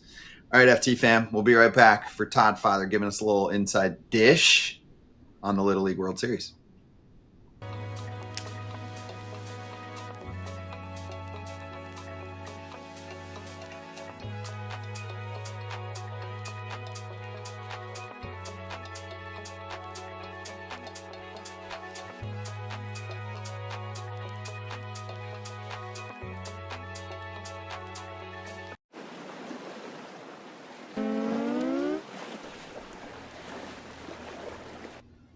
We're looking ahead. I like the cool, calm water on a Friday. It's hot in most places across the country. What are you getting? Phone calls? You getting clicked up right now? No, it's my computer. I have nothing on there. I got to be honest. I went in and out a couple times. Weird. But by the way, we found out Miles Mikolas, his phone overheated. So yeah, if you're trying to make phone calls in a sauna, or if you're in your car and it's hot out and you turn it off and then you put it on the dashboard to use as your camera for a national television show, it might do that little temperature dial and say, oops, sorry, can't do what you're doing. So Miles, you're the man. Thanks for joining us. Todd Father, give us the pin explanation for the Little League World Series. Yeah, we got a couple here. So like the ones I got yesterday, Kratzy, I don't know if you can know the difference. I know you love SpongeBob. If you look at the hats, 3 different colors. These are really good ones here. District 9. Those are pretty cool. Now I'll go to the second best one I got yesterday. They got Shohei Ohtani. This is a 5-inch pin. You see it covers most of my hand. Pretty cool. Pretty electric pin. And then the biggest one I've got, it covers my whole face. Look at this thing. Ken Griffey Jr. at Safeco Field. There's 3 kinds like this. Pretty neato. I'm going in and out, but as you can tell, it's a pretty cool pin. Last but not least, the uniqueness of Shredder. So these are all cool designs, all by somebody that makes them, all pins. Pretty cool. 3D effects, right? They pop out a little bit. It's pretty. Yeah, so it's cool, man. It's been great here. There's a lot of good names that everybody's hearing about too as well. So it's pretty awesome. There's some cool pins there too. I didn't know it was like that. New Jersey, top left. Nice. That's sick. Do you still have your pin from when you played? I do. That's one of my collections. My district 18. I don't bring them up here because they're non-traders, so they're already on my pin board in my room downstairs. So, yep, any District 18 New Jersey pin, if you got it, come find me. I'll trade you for pretty much anything for those pins, big or small. Yeah, those are relics. Those are keepers. That's special. Yes, I like it. Great explanation. Cool. Really cool artwork there by the people that are designing those pins. All right, we'll be right back, FT fam.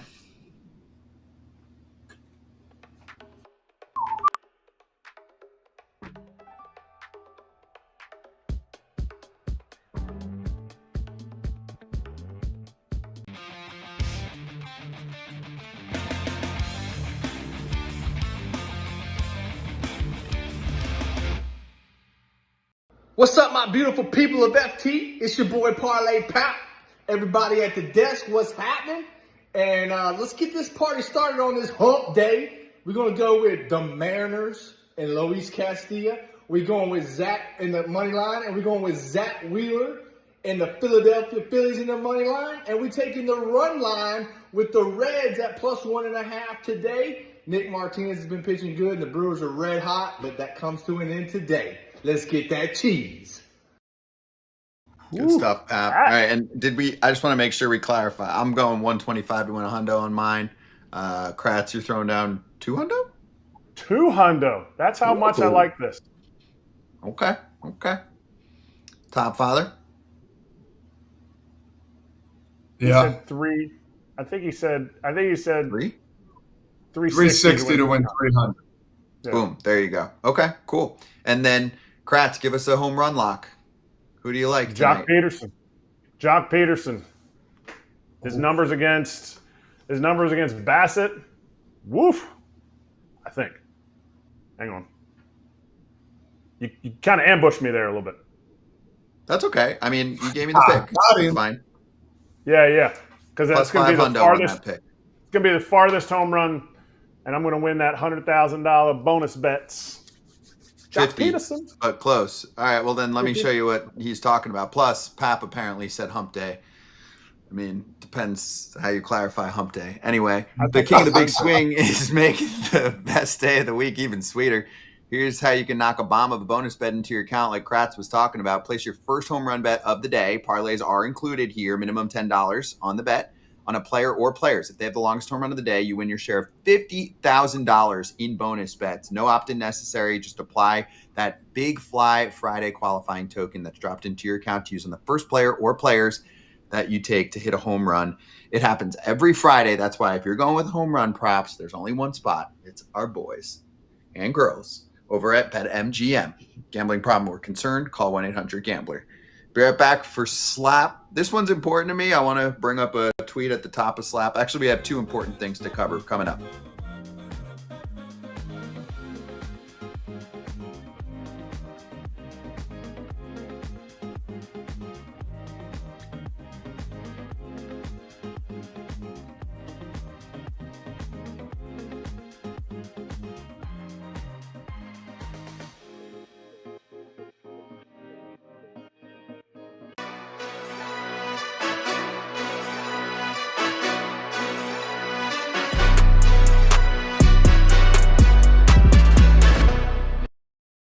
Let's slap. 2 topics, 2 minutes each. I want to start with this tweet from our buddy Evan Grant, who's one of the league leaders in FT appearances, covers the Rangers. So there was a fan comment who said, wish the Rangers had the balls to do what the Nationals did.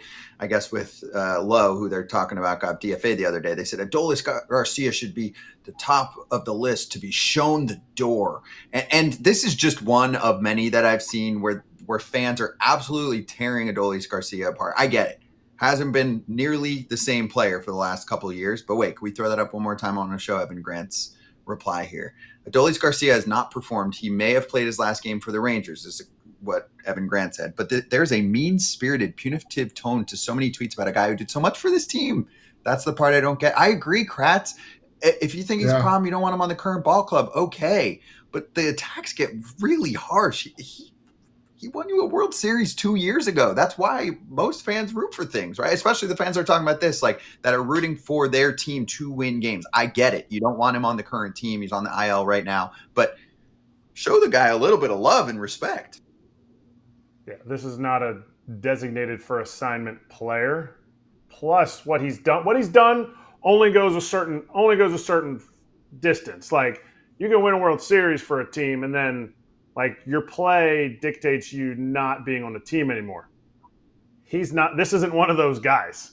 Especially the guy. If you saw him before he went on the IL, he was laboring to be out there. He wanted to be out there. That was very evident, in my opinion, watching him play. Hasn't gone as well as it had on the field. This is still a two-WAR player here for your team who was really close to making a run at the playoffs. They could still climb back in it, but they slid a little bit recently. And he is an elite defender. Yes, let's not forget, elite defender. I get it. The bat is not the same, but October would not be the same for the Rangers in 2023 without Adolis Garcia.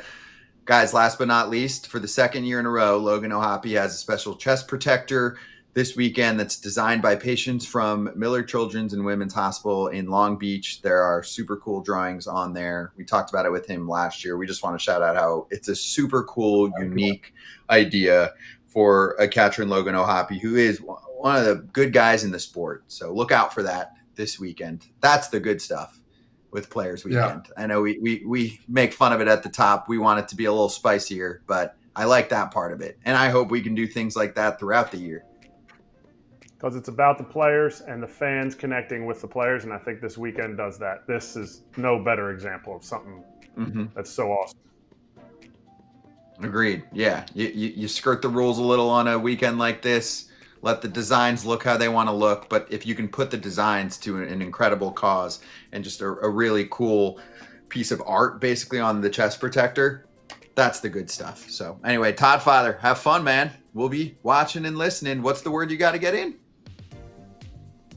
Oh, dude, I don't remember. I'll text What's the friggin' snack? Moni?